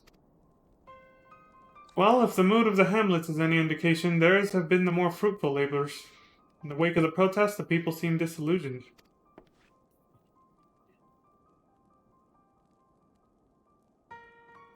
You spoke with them then? I see. Yeah, they're not happy. Sir Emmerich placed his trust in me. It will be difficult to explain what has happened here. Remember how far we have come, First Commander. The people's faith may be shaken, but we convinced them before and will do so again. If we can but find a means to remind them, to show them once more the promise that change holds for all, then this tragedy too shall pass into the past. We must pray that you are right. Nevertheless, for the time being, I have no choice but to suspend the peace conference pending Sir Emmerich's final decision. Under the circumstances, I cannot leave Falcon's Nest. Leon, will you deliver my report to the Lord Commander in my stead? Not a problem. Get up, Amanelaine. You're going with him. Go on without me. I was not asking. You will answer for your actions. In person. Is that clear? Yes, my lord. Come, Honroy. Your manservant is not here. In fact, I have not seen him for some time. Honroy? Honroy! I could have sworn he was...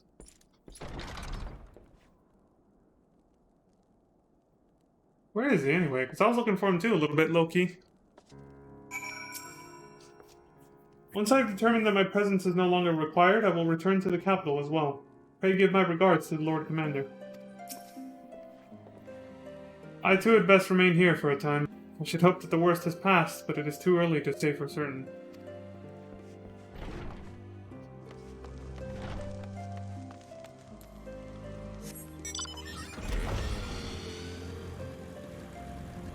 Whoa, I got a little disoriented. Where was I going?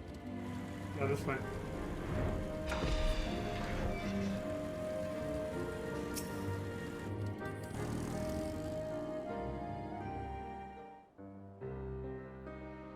Honroy, what the fuck happened, dude? Honroy! That's how you say it. I said it right the first time then. Shit! I used to call him Honora. I was saying it right.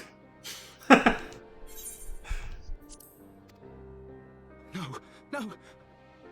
What have they done to you? Honroy! Honroy! A bit of a W sound on the R, though. It almost sounds like it. Is that you, my lord? You seem rather flustered. Because of you, you imbecile! What in the seven hells happened to you?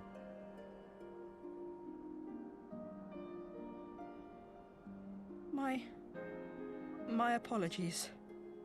Some few of the guests expressed a wish to leave, and I implored them to stay. It would seem they took issue with my request. Oh, gods forgive me.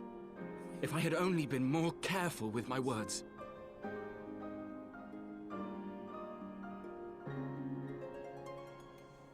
Did not blame yourself, my lord. I know. I know that you and your brother have Ishgard's best interests at heart. Hey, Deathwing Duck. That poor woman. She lives in the past, clinging to the memories of the lost. Hope you're having a good evening. But the future holds so much promise, so much joy. And you know that better than any.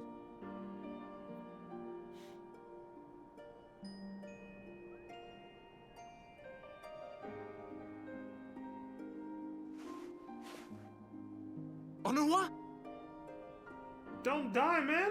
Calm yourself. The boy will live. But it's imperative we get him inside and into the care of a Kairoujan without delay. Okay, I've been saying Kairoujan at least somewhat correctly. Oh, we were so close! Why does it all have to fall to pieces? Don't they want to live in peace? Don't they want to be happy? We all want the same thing! And still it falls to pieces! Tell me, what was I supposed to do? Someone, anyone, tell me, what was I supposed to do?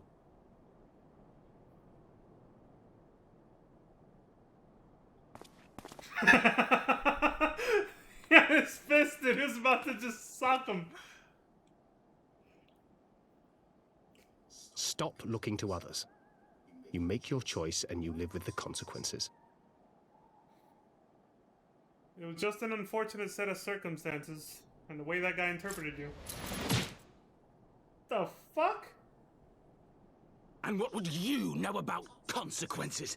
You who always know just what to say and just what to do.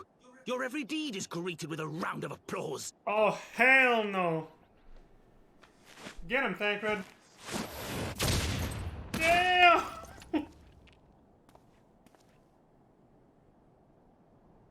You know nothing about me. I have fought tooth and nail for the people I hold dear. Done everything in my power to save them. And I have failed. Learn to live with it. I have. Yeah, there it is.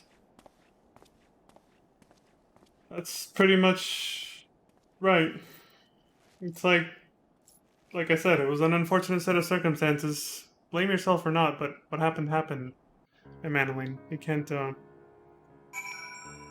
just be like, oh, you know, well, if somebody else had been in my charge or whatever, why didn't someone else take care of this? Or, you know, looking to someone else, either to blame someone else or because he just feels like he's incompetent. It's like, look, what happened happened, alright? We all make mistakes. You know, that guy interpreted your words a certain way. Maybe you were a little hasty because you're not used to being in that kind of position, but it is what it is. But to react like that when Thancred tried to comfort him in his own way, that's just... he deserved that punch at that point. Yeah, it's basically what I was saying in a nicer way.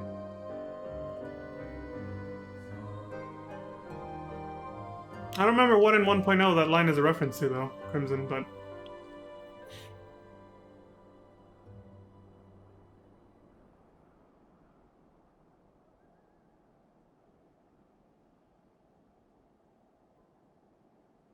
yeah. He was basically... he was wallowing in self-pity. He was basically wallowing in self-pity and then trying to divert the blame to others as well. Yeah.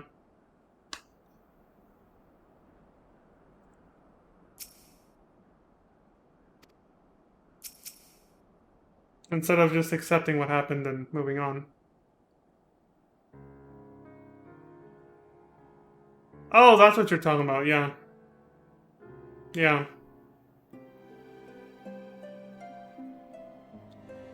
Yeah, I don't... that's the thing is, I don't, we were talking about this earlier when, before we went to go looking for Minfilia. When they were at Castrum Meridianum, Thancred and, Cryle. They were talking about that incident. They said it was 15 years ago. But that incident in 1.0 was 5 years ago. Because the calamity was 5 years ago. So I'm just like, did they fuck up with the writing, or were there two incidences where that happened? Because the thing with the Gugu breaking free during the parade, 5 years ago, during 1.0, it almost killed Lamin, Menphilia's adoptive mother. And had nothing to do with her dad. So it's like, has there been two different incidents is basically what confuses me about that whole thing. And Thancred was there for both, apparently. So it's kind of like, the fuck? I don't know. Either way, going back to this guy, you know. I will take him to the Kairugans. It is the least I can do. I think the part where Emmanueline rubbed me the wrong way was just when he said,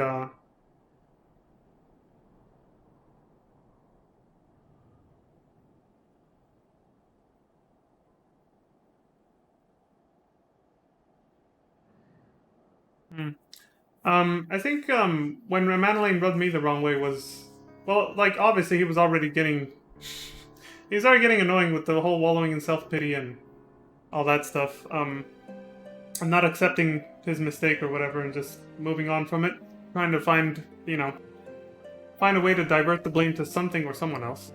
But when he really rubbed me the wrong way was when he punched Thancred, which was totally uncalled for, and then told him, you know, what do you know of consequences like that? As if Thancred hasn't been through some shit.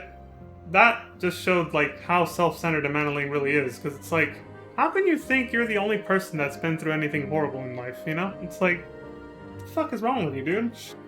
How could you ever assume that nobody else knows anything about what you're going through? People go through shit all the time, you know?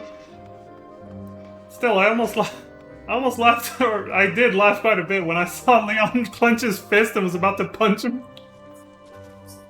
He's like, what could I have done? Stay calm? That's what I was thinking my first time through, my very first time through this. When Emmanueline was like, going like, what could I have done differently? Oh my god, I'm sorry and all this stuff. And before Leon even, you know, was gonna punch him or whatever, I was thinking to myself, you could have stayed calm and handled it better. You know, like, maybe not just be like, boom.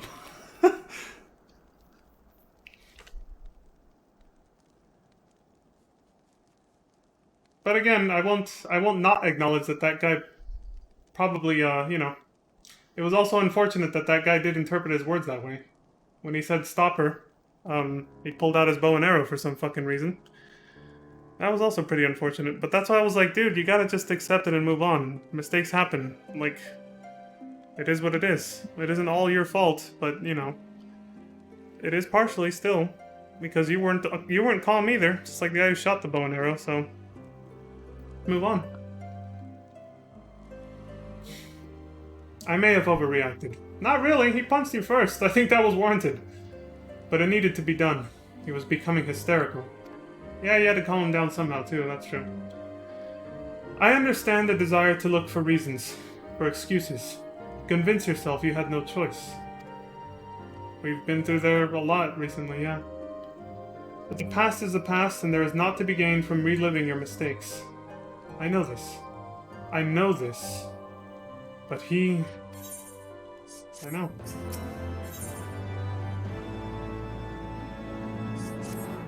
I know, Thancred. I have no desire to wait for the Lordling to emerge from his puddle of self-pity. We have important matters to attend to in Ishgard. You're right about that.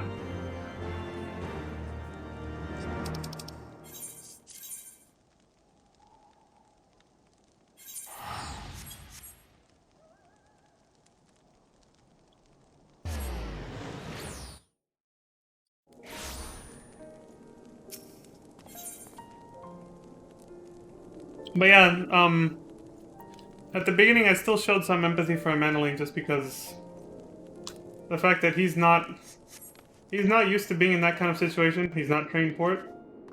But then you look at the other side of it and you're like, that's his own fault for not taking his training seriously too. His older brother has mentioned that many times already. The guy slacks off all the time, so of course he's, you know, if he hadn't been slacking off, he would actually have been more prepared to handle a situation like that. It catches up to you. Slacking off, I mean, when you're in that kind of position, like he is. We saw it all throughout Heavensward, whenever we interacted with him, especially at the beginning in Camp Cloudtop, always slacking off and everything, so... If he had taken his shit more seriously like his older brother, he would have been more well-suited and well-prepared to handle that kind of situation a lot better. So yeah, I'm pretty much just kind of...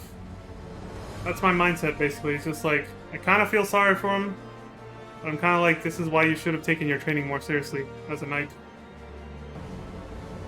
It's a little bit of both. I'll never not have some sympathy for people in that kind of position, so... He was caught unprepared with his pants down, so I still have some sympathy for him, even though he was becoming hysterical and taking it out on the wrong people, and...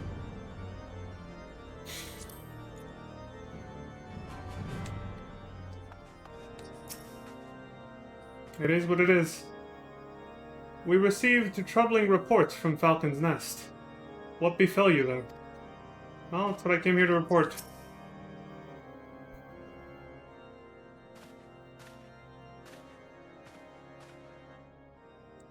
Word of the demonstration and its resolution outstripped you, Leon.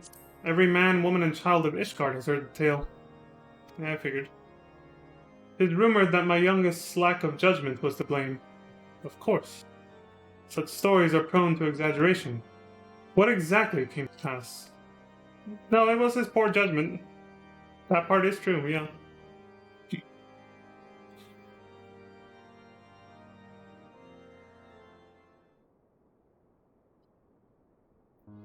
He never should have been placed in charge of Falcon's Nest. He was in over his head. And then he just fucking fell apart. Especially after seeing Honorall get fucked up too by an angry mob, presumably. I see. So that is the truth of it. Regardless of his intent, the result is undeniable. He has furthered the cause of these misguided few who cannot let go of the past.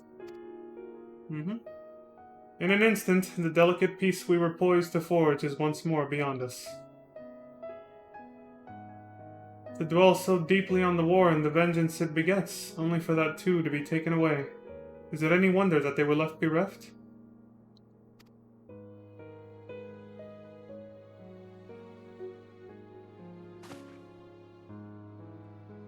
For what was this sacrifice? Have we not to show for our suffering? I thought peace a sufficient salve, but mayhap I was mistaken. We are warriors, Lord Edmont, and ours is a nation built on centuries of warfare. Right or wrong, this is who we are, and we deny it at our peril. To hold on to the past without being beholden to it.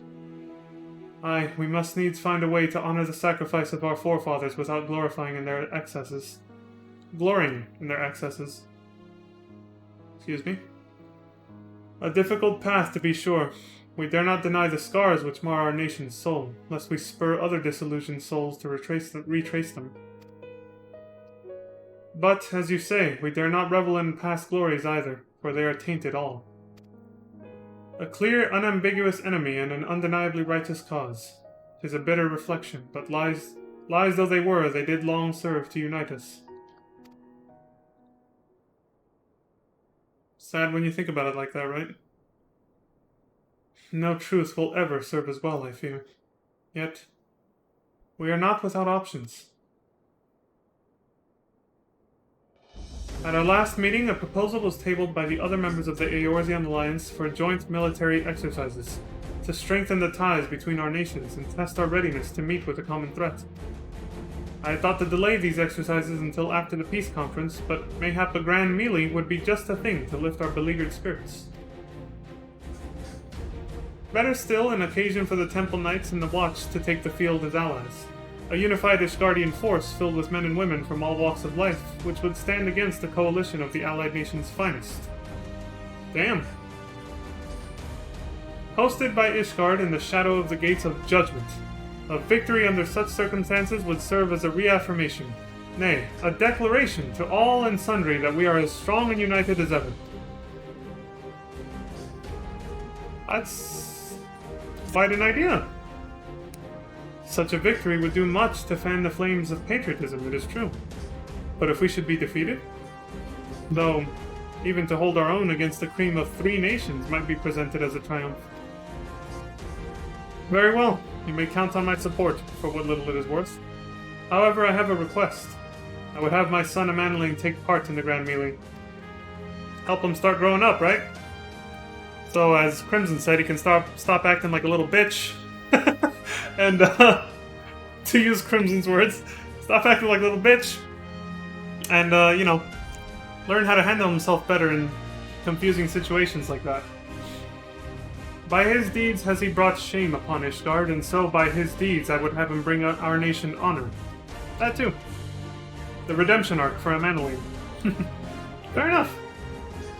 As you wish, my lord. If that is his desire, then it shall be so. It shall be so. Sorry. Now then, we have no time to lose.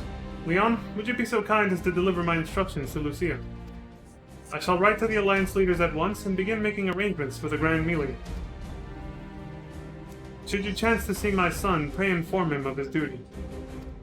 If he has not already returned, he will soon enough. He will soon enough, making every effort to avoid me. Yeah, of course. Doesn't want to get scolded by Dad. We all know that feeling. Yeah. Some of us. Again, don't want to be insensitive. Not everyone has a dad.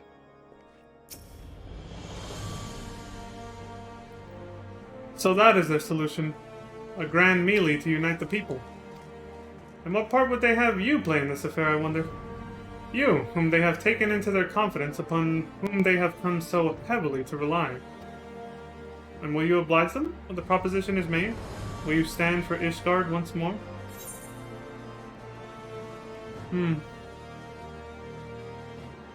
It is getting to be a bit much, isn't it? You say that, and yet here you are. Here we are. This is, after all, the life we chose. Yeah, it is. In any event, let us not forget that the Ascians sought to profit from this war. To put an end to it is to put an end to their plot, and that, my friend, is ever a worthy cause. So, for this grand melee of his, Sir Emmerich wishes to field a force comprising both his Temple Knights and Hilda's Watch, yes? I can only imagine what she will have to say about that. In fact, curiosity compels me to go and see for myself.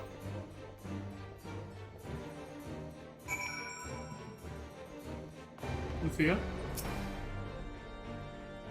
Well met, Leon. Have you spoken with Sir Emmerich? Yeah.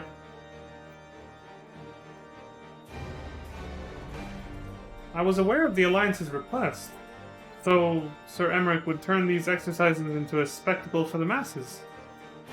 It is not that I doubt the efficacy of such a plan. Indeed, I know its effectiveness only too well, having witnessed it firsthand. Nevertheless, he has not once given me reason to doubt his intentions, and these are desperate times indeed. I will select knights for the event forthwith. As for the watch... Did he know? How considerate of Master Thancred to seek out our young watch commander of his own volition. Alas, he acted prematurely. Pray deliver this list of watch candidates to Hilda. I would have her best men, not her most dispensable. Fair enough. Hilda, where you at?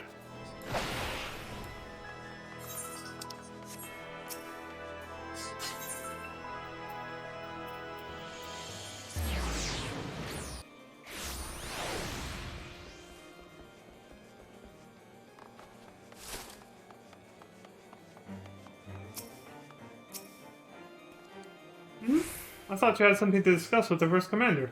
Yeah, that's why I'm here. Huzzah! We've been spoiling for a fight! We won't let Sir Emmerich down, you'll see. Bloody fool doesn't realize he'll have to sit this one out. And Fall of Watch ran off with Sir Emmerich to play soldier. Who'd be left to keep an eye on things here? Just let him down easy. And don't ruin his happiness right now. Just wait till later, you can tell him later. Let him be happy. Thancred's been telling me all about Sir Emmerich's grand soiree. Seems we're expected to join in. It's nice of him to invite us and all, but I hope he knows what he's doing, because we ain't dressed to dance with professional bleeding soldiers. That's true.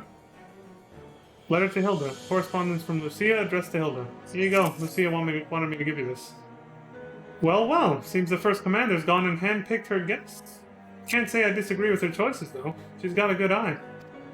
Will you be fighting too? Reckon it'd inspire the lads if you were. Might take their minds off getting their hides tanned and all. Think about it, eh? I hate to ask, but you haven't seen our favorite lordling, have you? I thought not. On the assumption that he is not to be found in his father's loving embrace, I suggest we split up and look for him. I will search Foundation and you the pillars. Do not look at me like that. I will begin my search in due time.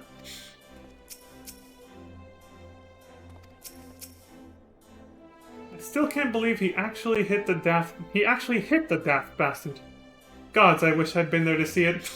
Yeah, it was well deserved and it was quite beautiful.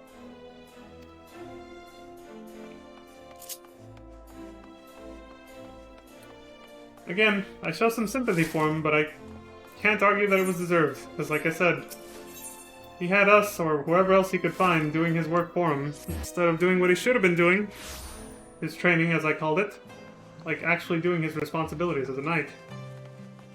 Because then he would have been better prepared to handle that situation, so yeah, he deserved it. You gotta do better from now on, Emmanuel.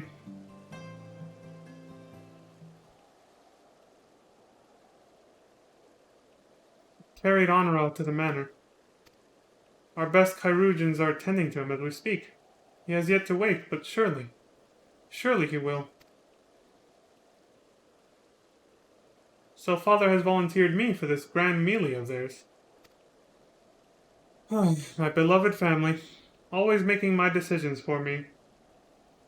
He's doing it again. I'm starting to lose what little sympathy I still had for you, Madeline. What the fuck? Yeah, see? Like, Leon just expressed what I was just feeling. No, it's not like that. It's just... Oh, you wouldn't understand. How could you? You are free to be the man you want to be, whereas You're doing this again? Really? I am a son of House Forton, don't you see? My future was determined before I was born. What I could and could not do? For fuck's sake. That punch taught him nothing. Right or wrong, that was the way of it, until the old order began to crumble.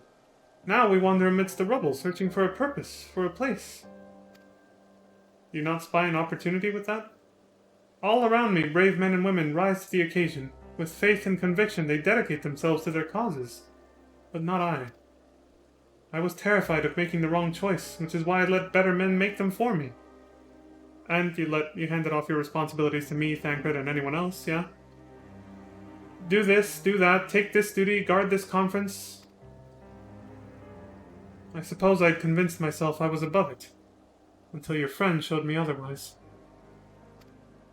When I saw Honora, I wanted to scream. I wanted someone to blame. But in the end, there was only me. Only me. So you see, I cannot meekly bow my head and accept Father's command. Such cowardice is what brought me to this point. I will go to Sir Emmerich and I will make my own decision. Okay. Slowly but surely, he's starting to get it. So I was starting to get the urge to punch him again. And Leon was with me this time. He was just like...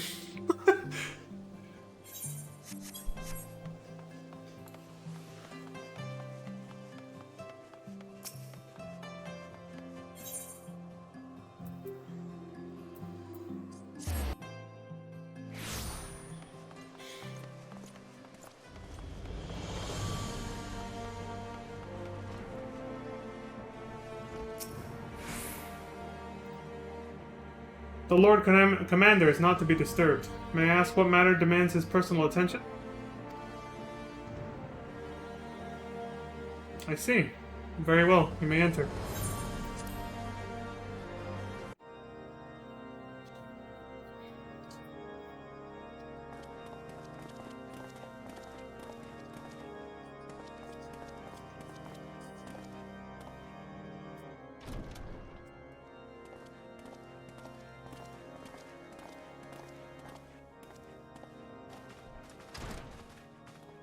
Lord Commander, if I may?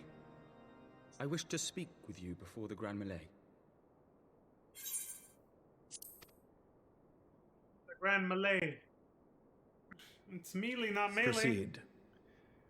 It's melee, not melee. The endless argument. How do you do it, my lord? How do you lead with such certainty, when so many of our countrymen will not hear of peace with the Dravanians? Some of them hate you almost as much as the dragons themselves. They decry you as a patricide in the streets. They even tried to kill you, for God's sakes. Yet still you march on, undaunted, where no archbishop dared to tread. What is your secret? Where do you find the strength?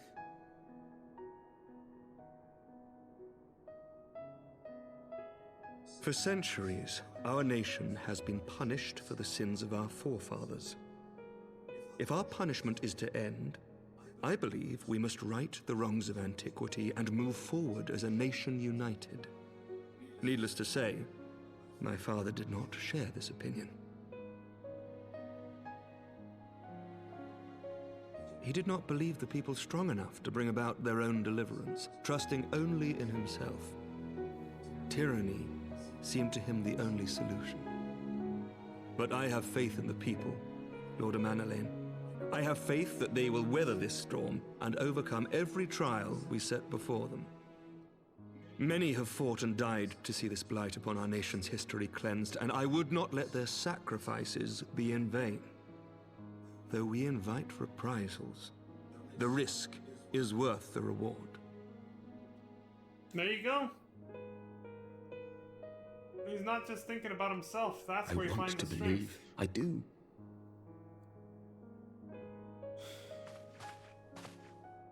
Lord Commander, through my careless orders, a pall has been cast over these proceedings, and I beg the opportunity to make amends. I, Amanalain de Forton, do hereby request leave to take part in the Grand Melee.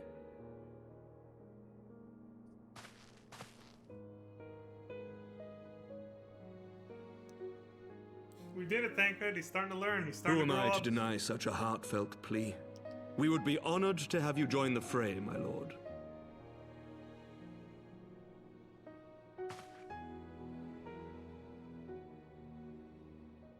You'll take charge of the Ishgardian forces. I got a little emotional there. I choked up a bit. For all my other responsibilities, I am still Lord Commander of the Temple Knights, and I would not soon yield this duty to another. The esteemed Sir Emeric leading the Temple Knights and the Watch into battle along with my youngest. I could wish for no more. Then you wish for too little, my lord. There is another who might yet join the fray. An indispensable ally to whom we owe much and more.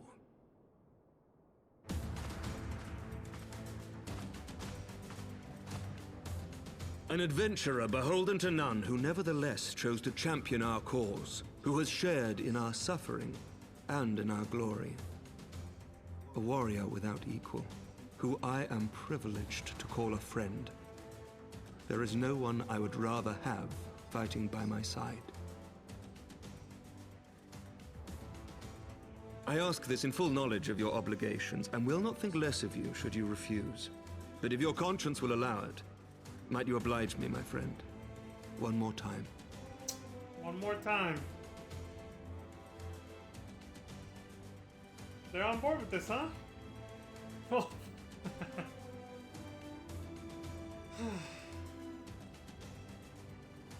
How could I refuse? I'm with you. I'm with you, Emmerich. Together we shall give the people a spectacle for the ages, a celebration to mark the dawning of a new era.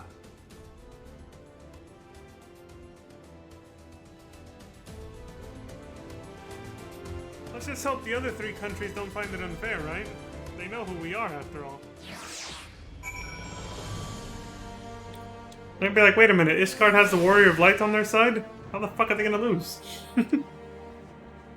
Could happen. We would not have come this far were it not for you, Leon. It has been an honor and a privilege. Well, thank you, Lucia. We've come a long way from you saying I don't want to talk to you. I still remember that first time we met. Gods help me, I think it might be love. I dare say it might be cheating, too. Your mere presence is enough to turn the tide of most battles. I was thinking that love comment, he's referring to Emmerich. It's like, what the hell? Like, is Emmerich in love with you? He just can't get enough of you. Asking you to do shit for him and stand by his side and shit. Like, yeah, I get that vibe too. It's not as strong as with Harshfont, but yeah, maybe, Emmerich's, getting a little too attached to me. That's true. And did you see the way his eyes lit up when you nodded? This was a look of boundless relief and joy. One would think a politician more practiced at concealing his emotion. That's true. Still, his honesty does him credit. For a moment, I was fair inspired to pledge myself to the cause. But that would be improper. This is their fight, and yours, but not mine. Well said, Thancred. Mayhap I ought to fight for the other side. You know, even the odds. True enough, true enough. Okay. So, the Grand Melee begins after this. Well then, folks, sorry to say it, but that's gonna have to wait till tomorrow. Because I'm way overdue from ending this stream. I was just looking for the right time to. So, yeah, there's a little cliffhanger. The little cliffhanger is the Grand Melee will take place tomorrow. The next stream. Because for now, I gotta go to sleep. And yeah, I forgot the inn was right there. Right next to where. Look! As soon as we wake up, bright and ready, early in the morning, just walk right over there. And we, you know, prepare for battle. It'd be a fun time, right? Oh yeah, speaking of. Should prepare my shit.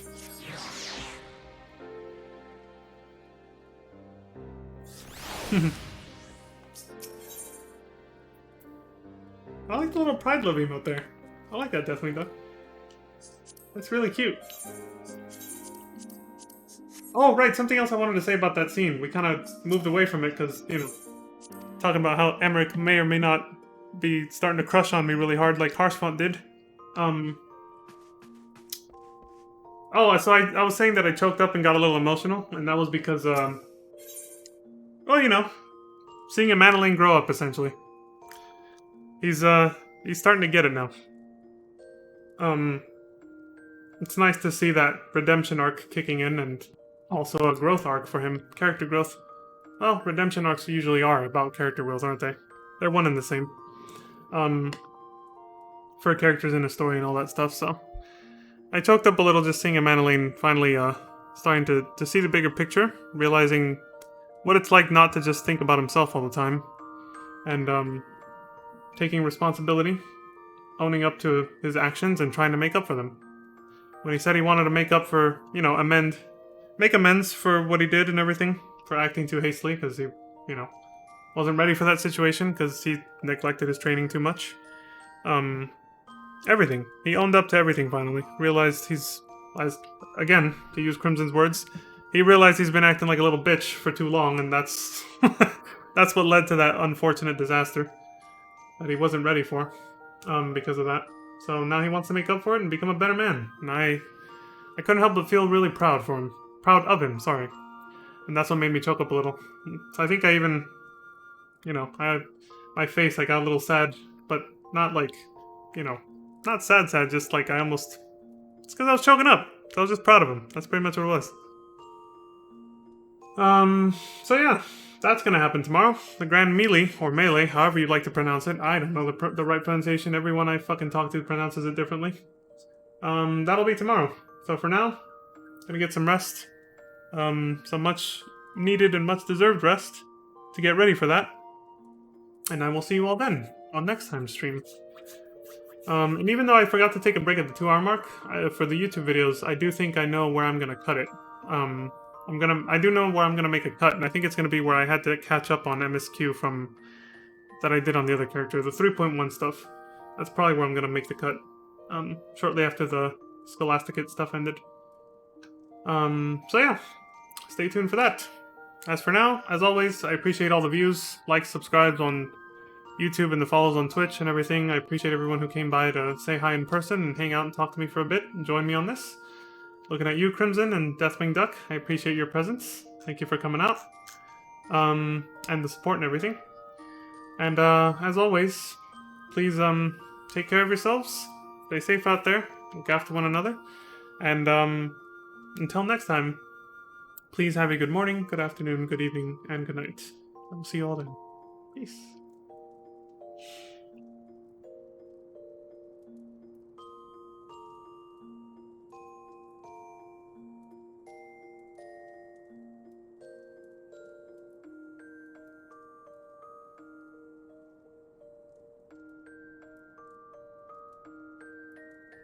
I had to get my little wave in. I was feeling it. I was like, no, I forgot to do a little wave with the smile.